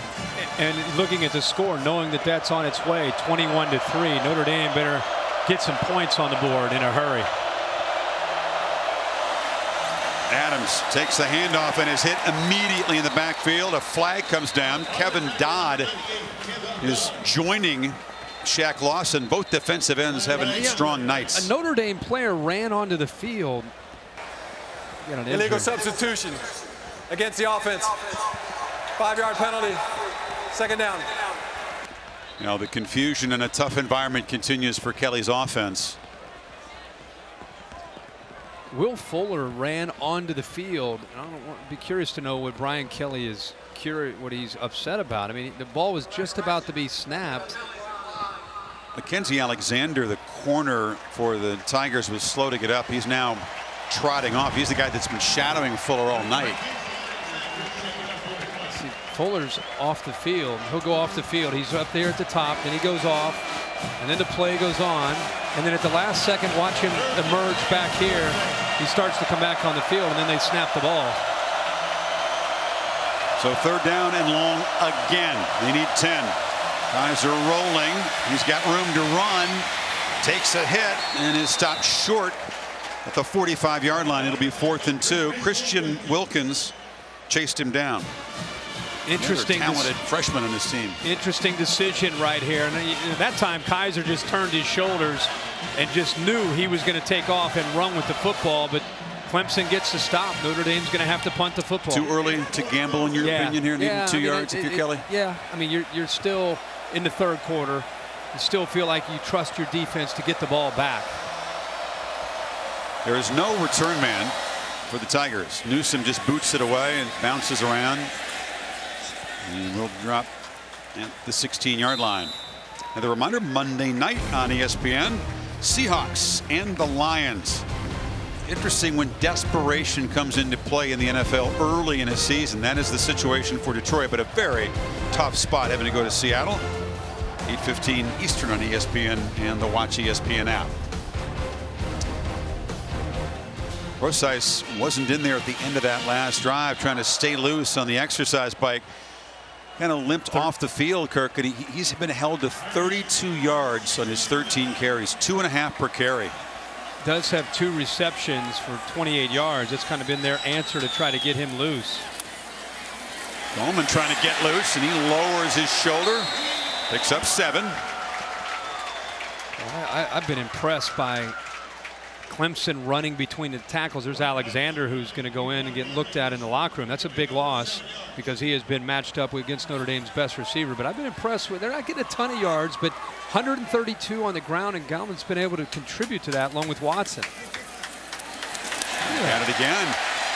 Takes a big shot at the end of the run, but Gallman maybe not the most naturally gifted running back, but he really makes up for it with effort and toughness. I don't know if we have time. If we could show that Sheldon Day, the defensive tackle, who's an All-American candidate at that time, he's been getting worked over. We have not called his name much at all tonight. And that time, Joe Gore and Tyrone Crowder just took him out, completely out, and opened up a nice running lane. They pitch it near side. Gallman spins back and gets in the open field and moves the chains again to the 42. So now the Tiger running game beginning to get revved up.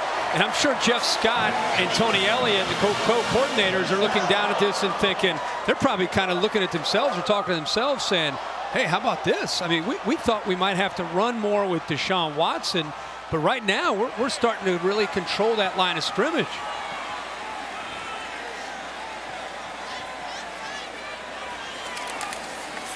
You feed Gallman again. He gets the edge. We wondered which offensive line, Kirk, would have success against the opposite D-line. It's been Clemson so far. It really has. And if you watch the first 3 games for both teams, you would never have anticipated. You would have thought, the scheme and the tempo could be an equalizer, help Clemson. But that offensive line deserves a ton of credit for the way they have played in this slop against a talented front 4. They moved 34 yards in the drive, all of them by Gallman until that keeper by Watson. So it'll be 3rd down and short about midfield. Notre Dame has played this year. They have played well, and then they would have they'd give up a big play, more often than not through the air. But they have played well. They've shown you what they're capable of doing, especially up in the front 6. I say 6 because that most of their outside linebackers walked out because of the spread looks that they see. So Watson checks the play card in 3rd and 3. Zach Brooks is in the game. Watson just takes off, breaks a tackle, moves the chains again. Dabo Swinney told us, hey, the gloves are off. The knee is healthy. Deshaun feels good. This is a tough opponent. We're going to have to run him tonight. And the timing on that quarterback counter play was exceptional. Tyrone Crowder, the right guard, pulled it through. Zach Brooks, the running back, had a nice block. And that opened up perfectly.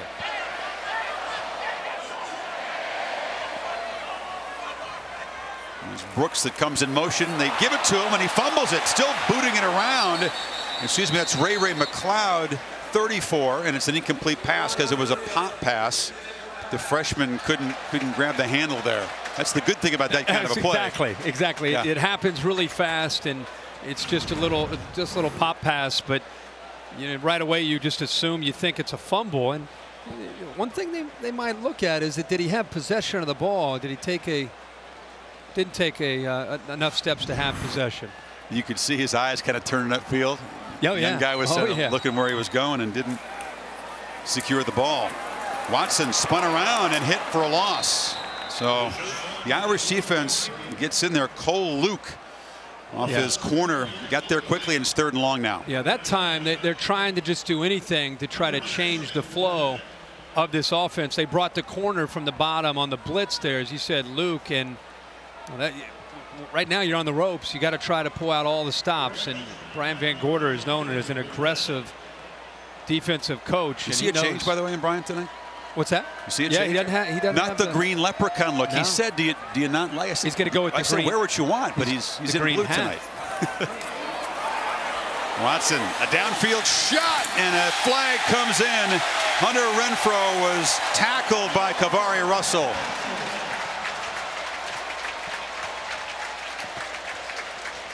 So Renfrow, who almost made that circus catch off the carom. Pass interference, defense, number 6.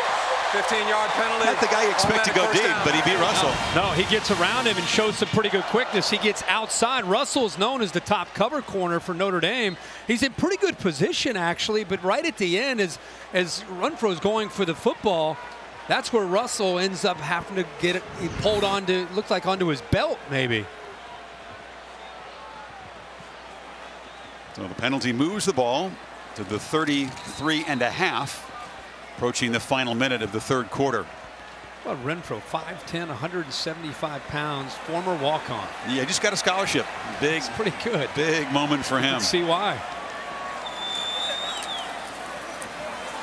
Now, he lob it down deep. Peak. Juggled it. Luke was defending, and it's picked off. See, I got to say something. You're down 21-3. Right? Isn't that the score? Yeah. It's 21-3. and you just make it a play, and you're still talking to the crowd. I mean, you made a great play. You're trying to get the ball back to your offense, and you're worried about looking up to the crowd and giving them the shh sign. I just don't understand that. We see that all over college football and NFL football. It makes no sense to me. You're losing 21-3. So anyway, besides that, it's a great play. He's in position. The ball was just thrown up. It's one of those plays where you hope your receiver is going to go, and you just throw it to a spot. And he threw it to a spot, and Luke actually did a nice job of anticipating it, got in position to be able to go up and make the play. But he just needs to be happy they got the interception, and now he hope the offense goes down and scores. Well, that Peak was in good position. Luke has both of the picks the Irish have made this season. Procise knocked down after 9 yards. Heather? Well, it looks like that bike did C.J. Procise some good. He's been stretching out that left quad and staying on that bike to try to keep it warm. He's definitely got a pull there, but obviously will continue to play. Also, his quarterback, Deshaun Kaiser, cramping in both calves, continues to stretch those out. Just went up to both of his receivers and said, "We've got this, we've been here before," referencing the Virginia come-from-behind win. Heather, thank you. Procise trying to spin free, spins again, and gets a first down to the 40. They were not down 18 to Virginia. No. It's a big difference. Yeah, and they weren't playing this defense, but you can understand what Heather's saying about, hey, we've been here before. The only difference, I would say, we got a guy down, looks like the safety. Yeah, that's Green. You're down 3 possessions, and at this point, I'm not feeling any urgency. Like, you know what I'm saying with Kaiser? Right. You know, you're only going to get the football back so many times, and you're going to need to start to. You don't have to go hurry up, but you need to kind of get out of the huddle and have a little bit of urgency to you, because it's not just about scoring on this possession. You need another stop, and then another score, and then another stop, and another score. Yeah, they have not been able to create the chunk plays, the kind they were able to create in their first 4 games. NFL Insiders and Sunday NFL Countdown. Begin your day at 10 a.m. Eastern, and then the countdown comes on at 11 and streams live on the Watch ESPN app. It's tomorrow over on ESPN. So Green is helped up, and that didn't look to be anything serious. Painful for sure momentarily, but he is helped off. Just got getting a vulnerable position there. He's been active tonight. 7 tackles for Venables' defense, which has so far done a tremendous job. Still can't believe this was the best defense in college football last year. If you look at the numbers, and they lost virtually everybody off of that defense. And this defense, first 4 weeks of the season, playing the way they are. It says a lot about Brent Venables and his scheme and his relationship with these players. Absolutely. #1 in yards per game, pass efficiency, tackles for loss, and 3rd down. And they are looking like they're not missing a beat in 2015. Back after this message and a word from your local ABC station. Beginning of the final quarter, this presentation of the ACC on ESPN. Clemson, one of 6 ACC opponents the Irish are playing this year. And the rain has not dampened the spirits. It's still a rowdy party in Death Valley and a long hill to climb for the Irish. Kaiser has time now, decides to take off and slides down at the 45. It's a good 1st down gain. But you'd like to see him, Kirk. I'll ask you, and again, how do you create a chunk play? The problem is Brent Venables is a smart guy. He's got 2 safeties that are deep, taking away anything thrown downfield unless you can throw it over the middle of the field, or you can try to hit a slip screen. But Brent Venables knows they need to hit some chunk plays. He wants to make them have to drive the field for everything that they have. Venables in his 4th year. His defense has improved its points allowed every year. Well, Kaiser gives a fake and loops it down wide open. Is Procise on the sidelines, stays in bounds and scores. So there's that chunk play for the Irish. And they are still alive, 56 yards. And they snuck him out of the backfield, and the defensive backs from Clemson just completely lost him. They had their eyes in the backfield. They didn't feel him sliding out of the backfield at all. I think they were so concerned about Will Fuller and the other receivers that he just got lost. And Travis Blanks, number 11, tried to catch up with him, but just he got behind him. See if he did stay in bounds. He Rolling on the field is a down the completed sidelines. pass for a touchdown. That play is under further review. Did not see him touch the sideline. Was very close right after he made the catch. Well, this will be a great look.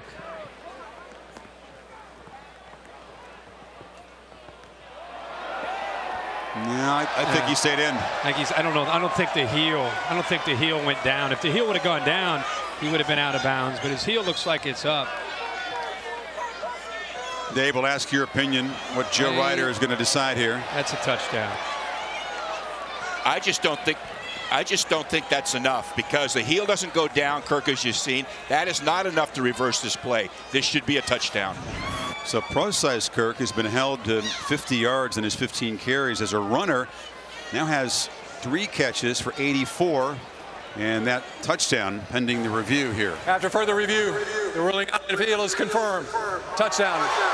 It's the 8th touchdown this year for the Irish of more than 50 yards. That's more than they've had in any season going back to 02. Think about that. Yeah. But and Brian Kelly said it's not by an accident. Remember, they're 21-3. We were talking at the break. You need a touchdown, an extra point, or a touchdown 2-point conversion, and then a field goal to try to tie this up. And we wondered if they scored, would they go for 2 right away? Or wait. They have to go for 2 on one of them. He's electing to go for 2 now. That way, if they miss it, he knows he just needs 2 touchdowns.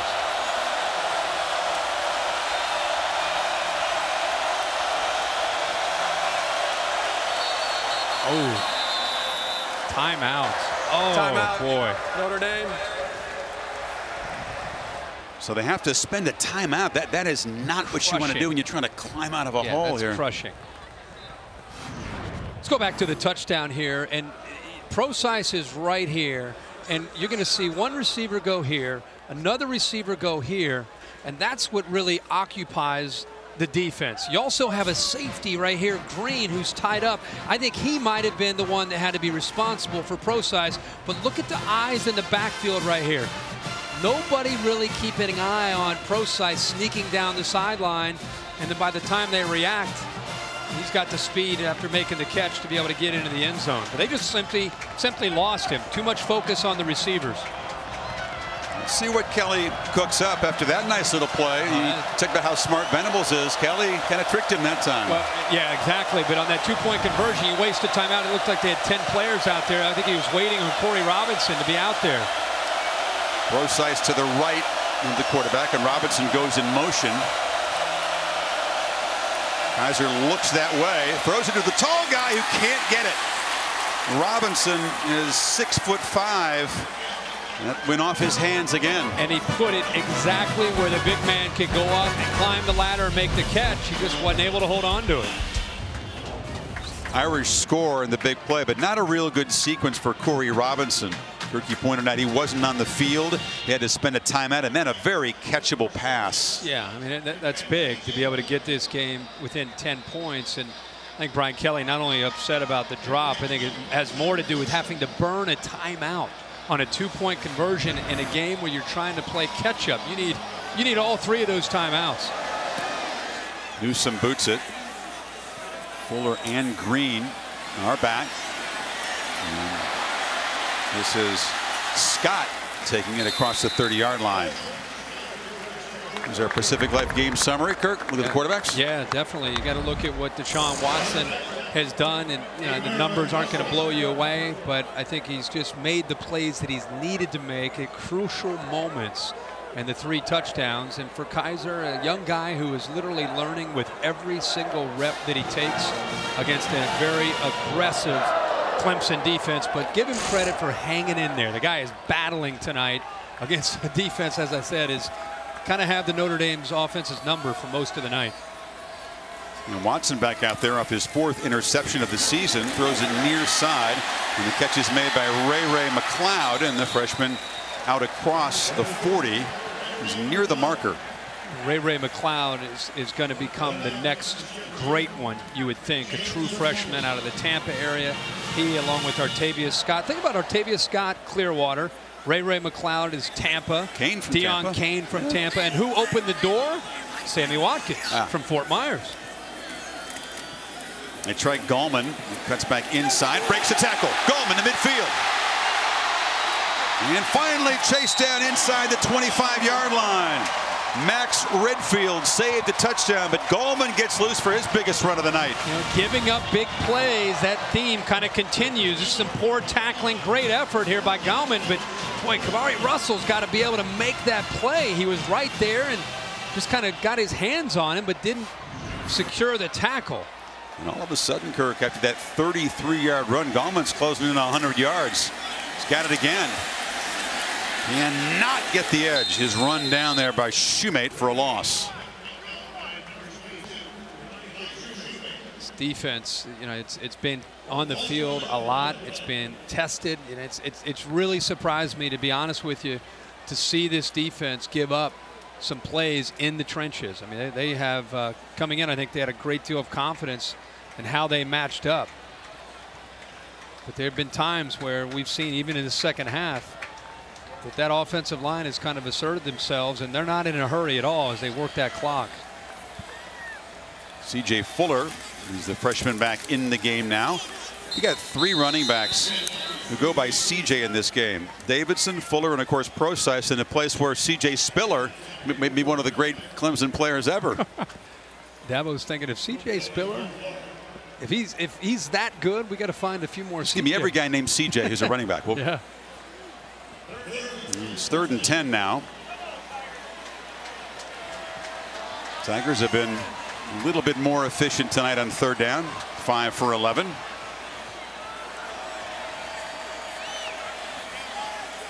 Clemson staff trying to get their attention here. They sure are.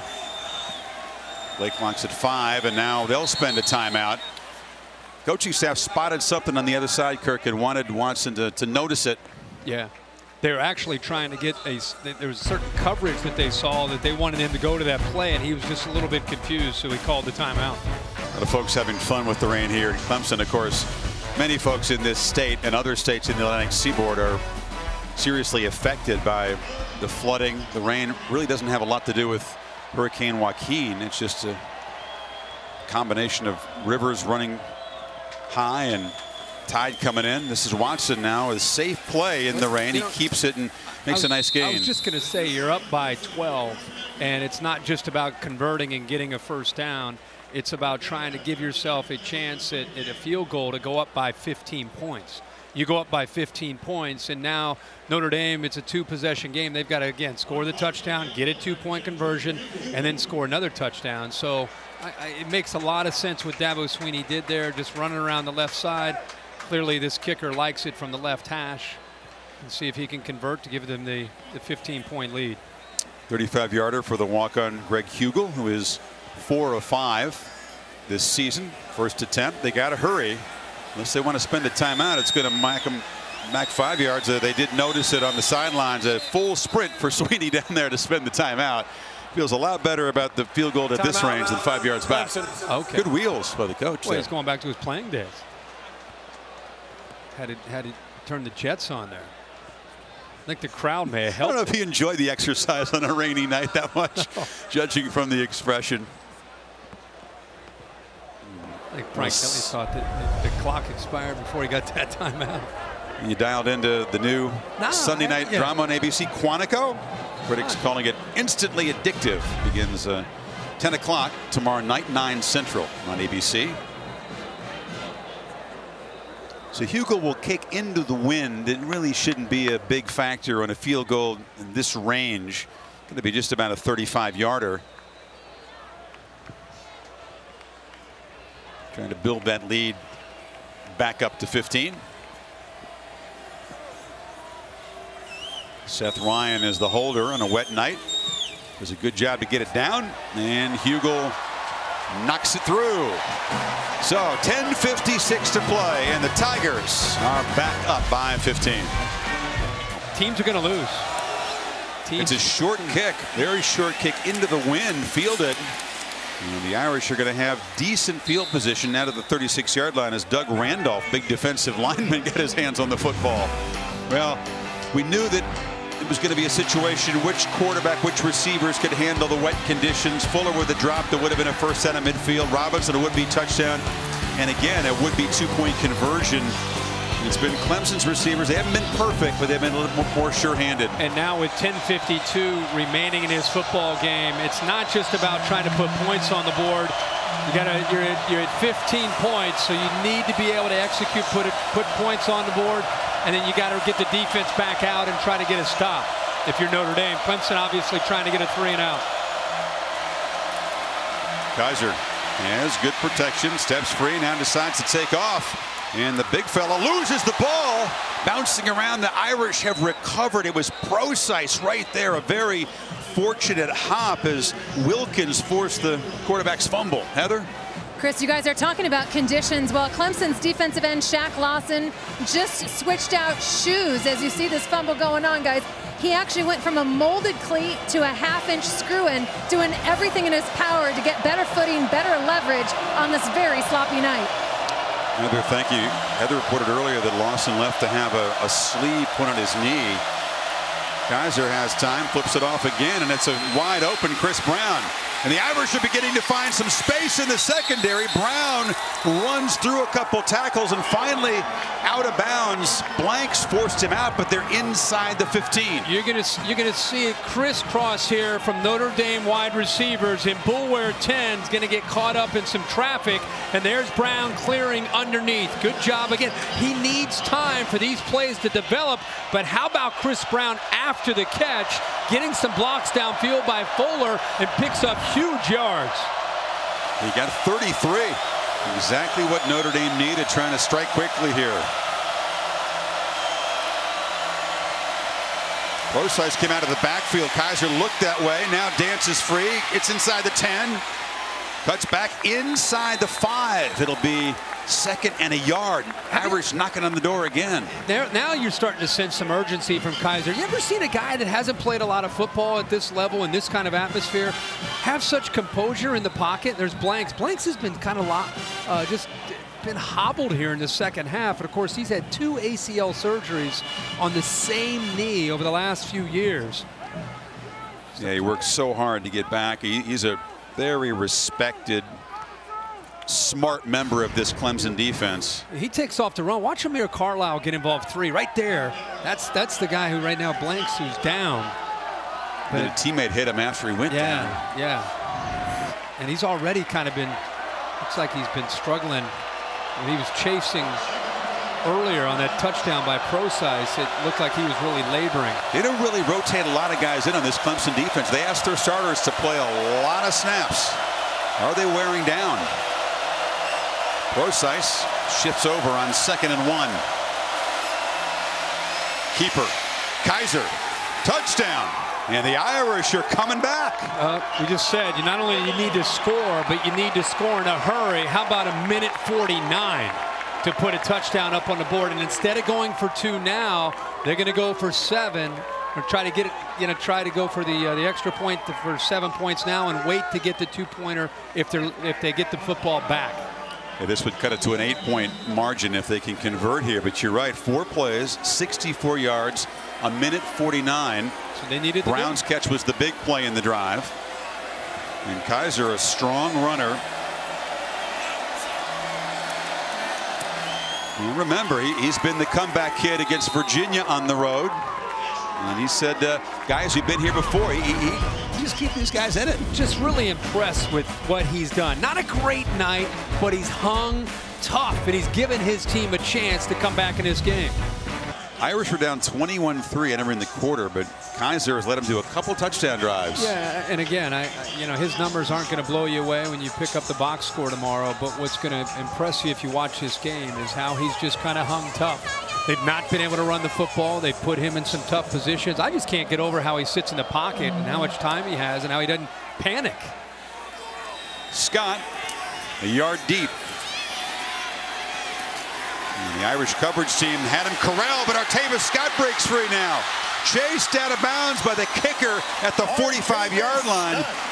The slippery receiver, also a dangerous returner in Clemson, has nice field position as they protect now an 8-point lead in the final 9 minutes. Greer Martini does a good job of getting down there. He just can't come up with the tackle. And I think a lot of the Notre Dame kickoff coverage team thought he was already down. Then he picks up about another 25 or 30 yards and throws in a little stiff arm at the end there. Newsom, who's the punter and the kickoff guy, good job to get Scott out of bounds. So now it's Watson at the 44. All of a sudden, it's a tight game, and Gallman hammered hard, spins forward. And if you're the play callers, Jeff Scott, Tony Elliott, what do you do now with your lead down 8 all of a sudden? I think you go right to number 4, and you put the ball into his hands, and you say, all right, earlier in this game when we've had some success, it was him throwing the football and also the quarterback run game. And I just think this guy is, you like to think the Clemson coaches feel he's one of the most talented quarterbacks in the country. You definitely want him to be able to make the decisions. And he's also working clock along with trying to pick up first downs. Yeah, for once Clemson not playing at hyperspeed, really working the play clock down to 7. Gallman, a second carry, but nothing there against the Irish front. It was big Isaac Rochelle, and it's 3rd and long. The one thing I think you have to be careful of with still 8 minutes to go is getting a little bit out of character. You start to change your tempo, and you start to change the mentality of this. The offense is used to cranking. They're used to having that kind of go, go, go mentality. And with 8 minutes to go, I don't know. It's a little bit. There's still enough time, but I don't think you need to really work the game clock that much. Out comes in motion. Watson hands, flips it short. Catch made, but hit immediately. Eliza Shoemate knocked down. Leggett, the tight end, and Clemson going to have to give up the football now. Yeah, Shoemate made a great read. And it looked like Watson felt that Leggett was going to slip out and nobody was going to pick him up. You could see at the top of the screen the entire time Elijah Shoemate has been seeing that counter boot one too many times. They scored a touchdown on this play earlier. This time Shoemate is right there as soon as he makes that catch. And clearly down before the fumble came out. So Teasdall to punt it. And Will Fuller, the Irish top playmaker, who's been held largely in check tonight. Chance to make the play as a returner. Fuller just lets it bounce.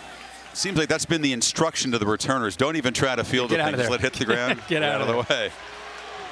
Well, the All-State Saturday Night Football bus provided shelter for us today. Watching all the games, the All-State It's Good sweepstakes, a chance to win $100,000 plus a VIP trip to the All-State Sugar Bowl and the national championship game, as well as prizes. So this Notre Dame team, Kirk, with the awful weather, down 21-3, entering the final quarter, has found a way to make a couple of chunk plays, and they've got a chance now, potential game-tying drive. We knew they needed to have those chunk plays, and it's been the passing game that's opened up some things for them. And now Brian Kelly can just execute his offense with 6:41 to go here. They still want to have some urgency to him. Kaiser has Procise out of the backfield, didn't see him, and throws a pick. B.J. Goodson, the linebacker, makes a huge interception and a tough decision from the young quarterback. Yeah. And when he goes back and looks at that, he just never even saw C.J. Procise, who from up here it's easy to see, but in reality, he's a check down. Procise will slide out over here, and he's wide open, but he ends up just forcing this football, and I don't think he gave Woodson much of a chance of, or Goodson, that he thought he could make this play, and he shows some pretty good closing speed. But he'll go back and look at that, and instead of forcing it, he just wants to check that down to his running back, C.J. Procise. Goodson, one of those big, strong linebackers. He benches 480. He's a tough customer against the run, makes a big interception, and now Clemson gets the ball back and again just hands it to Goldman straight ahead. You know how Clemson defensively most of this game has been kind of pinning in their ears and shooting gaps against Notre Dame when they've tried to run the ball. Well, right now, Notre Dame and Brian Van Gorder, they have got to take some chances against this running game. Artavis Scott, see Van Gorder there, limped off a few plays ago, but he's back in the game now. He's at the bottom of the formation.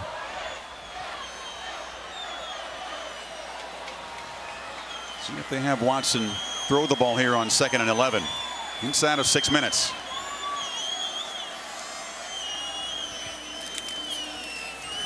Keeps it. Gets a crease. Watson takes a hit, slammed down 2 yards short of the marker. It'll be 3rd and 2. You know, because they've been able to get Wayne Gallman going, now when he carries out a fake, he's had 2 or 3 defenders chasing him down. This is when you really have something going. There's 2 guys that are just completely gone. In fact, he got tackled. He got hammered, and it opens up some room there for Deshaun Watson to run the football. Deshaun took a hard hit himself at the end of that play. It's Gallman to the right of the quarterback on 3rd down. Now motions out. Watson running all the way, but running right into traffic. Drop for a loss. The Irish were all over that keeper that time. He loses a yard, and it's 4th down. A slow developing play. He's waiting for his left guard, 78, to pull around Mac Lane. Watch how slow it develops. He's waiting and waiting and waiting. Rochelle does a nice job of just kind of fighting the point of attack. There's just nowhere to go. You can see they're able to keep contained. Owalu as well. There's just nowhere to go for Watson. Schmidt and Smith, the 2 linebackers, converging on the tackle. So 4th and 3. This would be a pretty difficult field goal. It's into the wind. There's a crosswind. He made it earlier from 35, but this for Hugel is from 45 to make it an 11-point game. A low boot, and it hooks. Missed it. So the interception doesn't produce points, and the Irish still down only 8. That's a tough kick for a kicker there. You know, at 45 yards, the wind is kind of swirling. It's wet. It would have, in effect, maybe put the game away, but not able to convert it. No, and as you said, they have the turnover there. They had a big opportunity there to maybe put this game out of reach, but Notre Dame catches a break. They get the ball back to Kaiser. And they've scored in their last 2 possessions in 1:52 and 1:48 when they have scored. Empty backfield. Kaiser pressured. Dropped. Carlos Watkins joined by Christian Wilkins, the freshman. Well, you have Watkins in there, but look at the entire defensive front four. Shaq Lawson to the bottom there, 90s also involved. The true freshman Wilkins. They had an entire group there. There's closing in on him. Nowhere for him to try to pick up some time. He lost 9 yards. Second and long. Kaiser flips it short. Brown has running room. And Chris Brown's loose.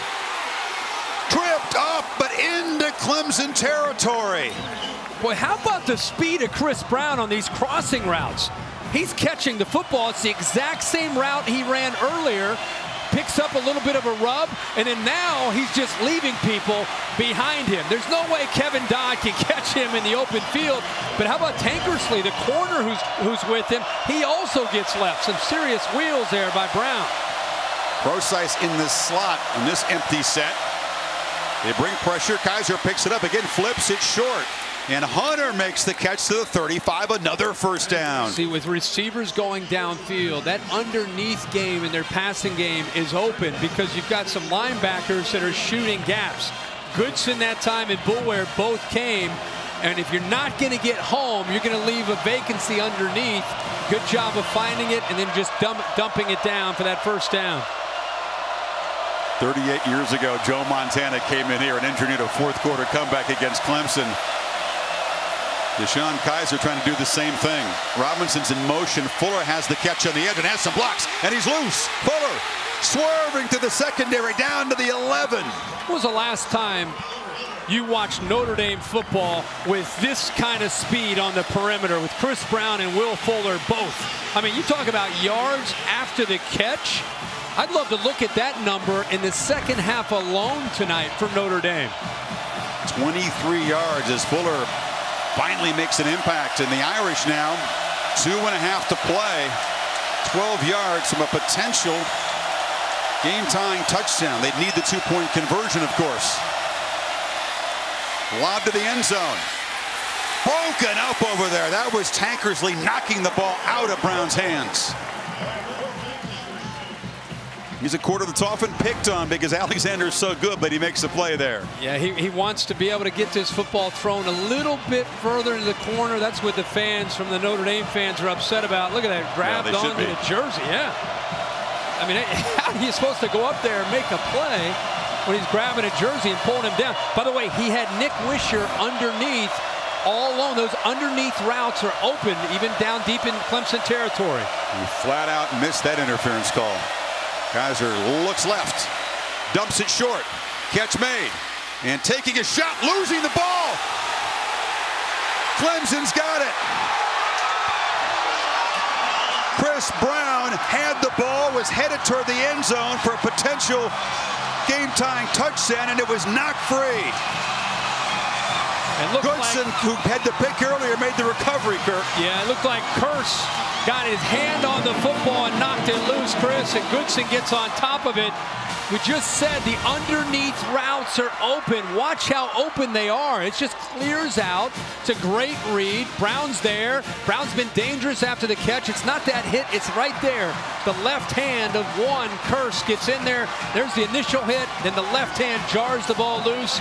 And then the middle linebacker, B.J. Goodson, jumps right on top of it. It is the fourth Notre Dame turnover, all of them in the second half. So they've been able to make some big plays, but self-destruction for Notre Dame, and that's a tough one after getting that close to potentially touchdown on a 2-pointer to tie it. Still 2 timeouts remaining for Notre Dame. Got to stop Gallman and get the ball back, and you know Brian Kelly knows it's tough with a wet ball, but it's his reaction after the fumble. Well, it's been one of those nights with self-destructing, but this game is far from over. I mean, Clemson's probably a first down away from being able to ice this, but Brian Kelly electing not to use the timeout that they lost when they had to use the 2-point conversion for the timeout with only 10 men on the field. He decides to let the clock run here. Then they're going to try to get stops on 2nd and 3rd down with the timeouts to try to get the football back around midfield. And Watson working the play clock. Snaps it at 4. Gives it to Gallman. Hit hard. Boy, you worry about a fumble almost every time as the Irish make the stop and then do spend that second timeout with 1:19 to go and third down coming up for Watson. The Irish are thinking stop them, use the last timeout, force the punt, get the ball in about midfield, maybe your own 45 with about a minute to go. Still time to do what they need to do. On 3rd and 6, a very safe play as Watson keeps it but does not get much. Unwallow, the linebacker, stopped him, and now they'll spend that final timeout with 1:13. Punt coming up. Yeah, you get into the wind, by the way. Brian Kelly's been thinking the same thing that you and I are talking about. He decided to let that first down play go, called it on called the timeout on 2nd and 3rd down. They're going to get the ball with a minute to go without any timeouts, and the way they've been throwing the football, they've got to feel pretty confident that they can execute if they can take care of the football. It may come down to a 2-point conversion. Sweeney and Scott and Elliott electing to call safe plays, keep it on the ground on a rainy night into the wind, and then trust their defense to try to protect this lead. But Kaiser's been making plays. They just making too many mistakes. No doubt. He's thrown now for 284 yards on the night. Andy Teasdall in his end zone. And Fuller is set up at the 45. He'll have a play in it. Takes it at the 41. Fuller down to the 32-yard line, and Kaiser and company set up perfectly. 1:05. No timeouts, but a lot shorter drive than they had when they were down at Virginia. And give this Notre Dame defense a lot of credit for hanging in there and doing what they've needed to do to get the ball back to Notre Dame. And now if you're Clemson and you're Brent Venables, don't you think you got to be thinking to yourself, you know what, that underneath crossing routes, it's been wide open. We've been blitzing some linebackers. We've been getting lost a little bit in coverage. It's not just a long throw downfield. It's the underneath route that they've got to, I think, be concerned about. Best starting field position for the Irish.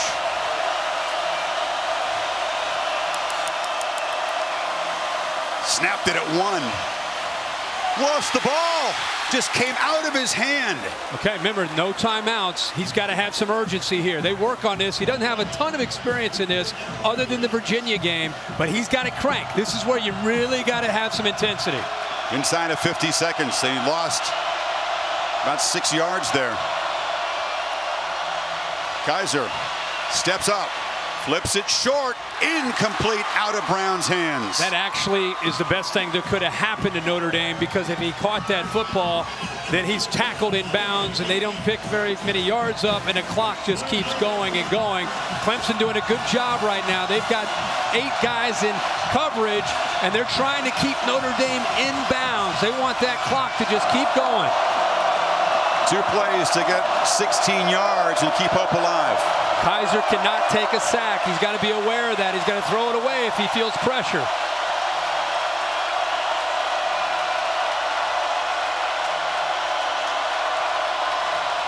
They bring some pressure. Fires, far side, sliding play, catch made. Carlisle's got a first down in the red zone. How about that? They bring that pressure. It's right in his face, and he knows if he takes a sack, the game could be over. He stands in there, he gets the time, and he throws it. Now they're going to fire it to kill the clock. 25 seconds to go. Kelly decisive in asking his quarterback to clock it. Here's the catch. Gets his hands underneath, gets the legs involved, whatever it takes to hold on to that football. But I couldn't believe the way he just sat in that pocket and waited for Carlisle to break free. Didn't panic. It's one thing to make the throw. It's another thing not to panic. Does this remind you of a Notre Dame game on the road against the ACC a year ago? A long third down conversion. We were there. For Florida State.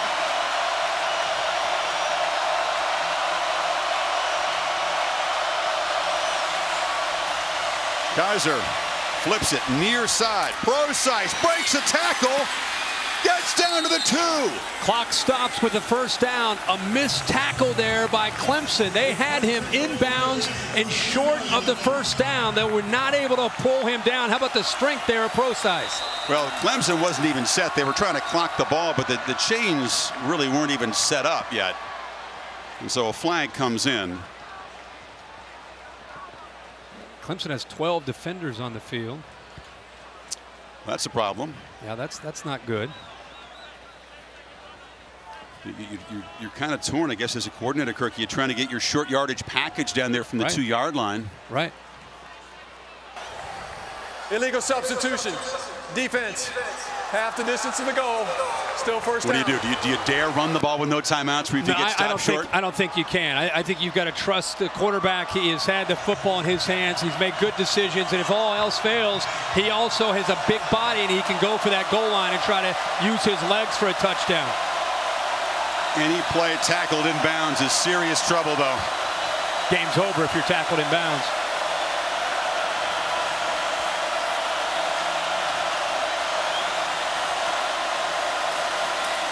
Kaiser loops it for the end zone.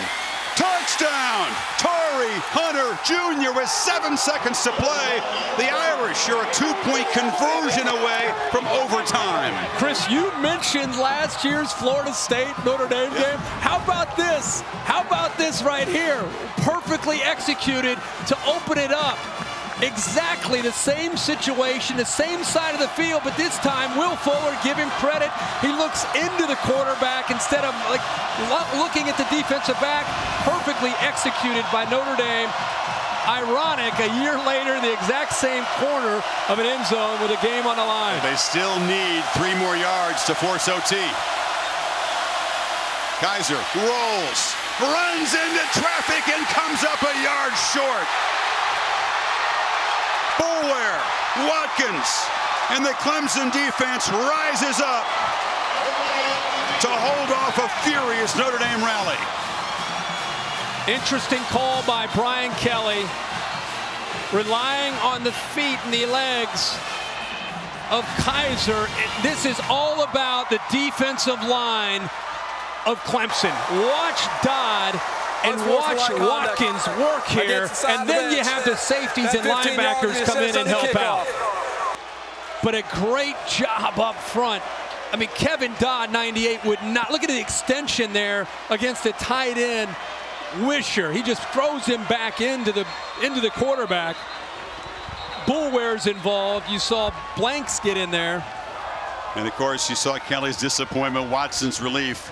You know, the decision by Kelly to go for 2 early in the 4th quarter and they get that first touchdown will be questioned now the way things eventually worked out. No doubt about that. And now you go to the last second here with 7 seconds left.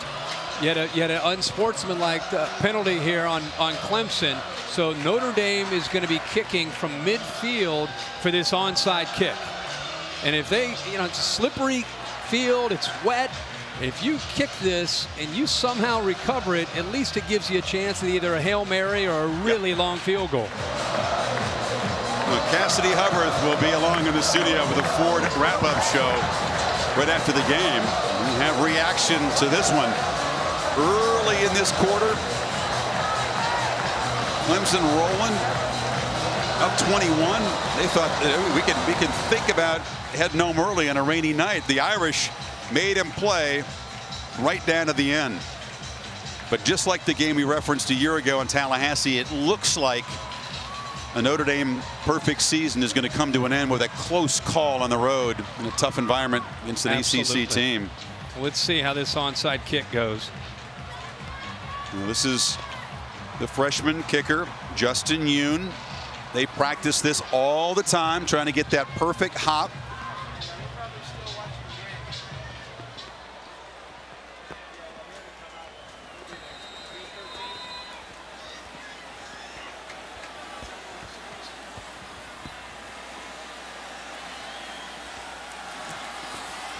And it does not get the kangaroo hop and is fielded by the Tigers, who are going to take a knee with a hard-earned 2-point victory in Death Valley, their 12th straight home win. That is a very relieved head coach. He's emotional right now. It's a big win for his program. Think about this in the last 3 years. This Clemson program is now 36-7 with wins over LSU, Auburn, Georgia, Ohio State, Oklahoma, and Notre Dame. He has taken this program to a whole different level. And so what you saw there was not just relief, but just he is so darn proud of his program and what they built here. Yeah, forget the stats. Clemson is outgained big time. Notre Dame mistakes crucial for second-half turnovers, but they played with a ton of heart and resilience on the road. Kaiser, who helped lead that comeback, coming up 1 yard short on that two-point conversion carry. Yeah, that's really what you need to take away from this game. It's a huge win for Clemson early in the year at home against a good Notre Dame football team. But Notre Dame, with Kaiser at quarterback on the road in these conditions, down big, looking like they didn't have any chance at all. They had 4 turnovers. They're outgained by over 100 yards. How in the world is that football team going to have a chance to come back and have a shot at a two-point conversion and getting it into overtime? But they did it. So give them credit. They can build on this. You know, the Tigers have some tough folks ahead. Georgia Tech is up next here in this field. They got hammered by the Jackets a year ago, but Tech is struggling. Clemson, Kirk, with the loss ahead of them in the rankings, 4 of the top 8 teams, a chance to really jump up in the rankings and become a big part of the conversation for the potential playoff talk. And the Irish, with a tough schedule, not necessarily out of it with a 2-point loss on the road. Yeah. You saw how emotional Dabo Swinney was a moment ago. He's now with Heather. Hey, hats off to Notre Dame. You know, we had them down. They fought back. That's what great teams do. Well coached. But, man, I'm just so proud of our team. You know, that's what it's all about. You know, it ain't always perfect. But what I told them tonight was, listen, we give you scholarships. We give you, you know, stipends and meals and a place to live. We give you nice uniforms. I can't give you guts, and I can't give you heart. And tonight, hey, it was BYOG, bring your own guts. And they brought some guts and some heart, and they never quit to the last play. And thank you to the good Lord and my dad who was with me tonight. Just frickin' play this play. Don't worry about our screw-ups. Play this play. Win this down. And, you know, just happy they never quit. But, again, great effort by Notre Dame. But let me just tell you, rain, sleet, or snow, Tiger Nation, they show, and they were here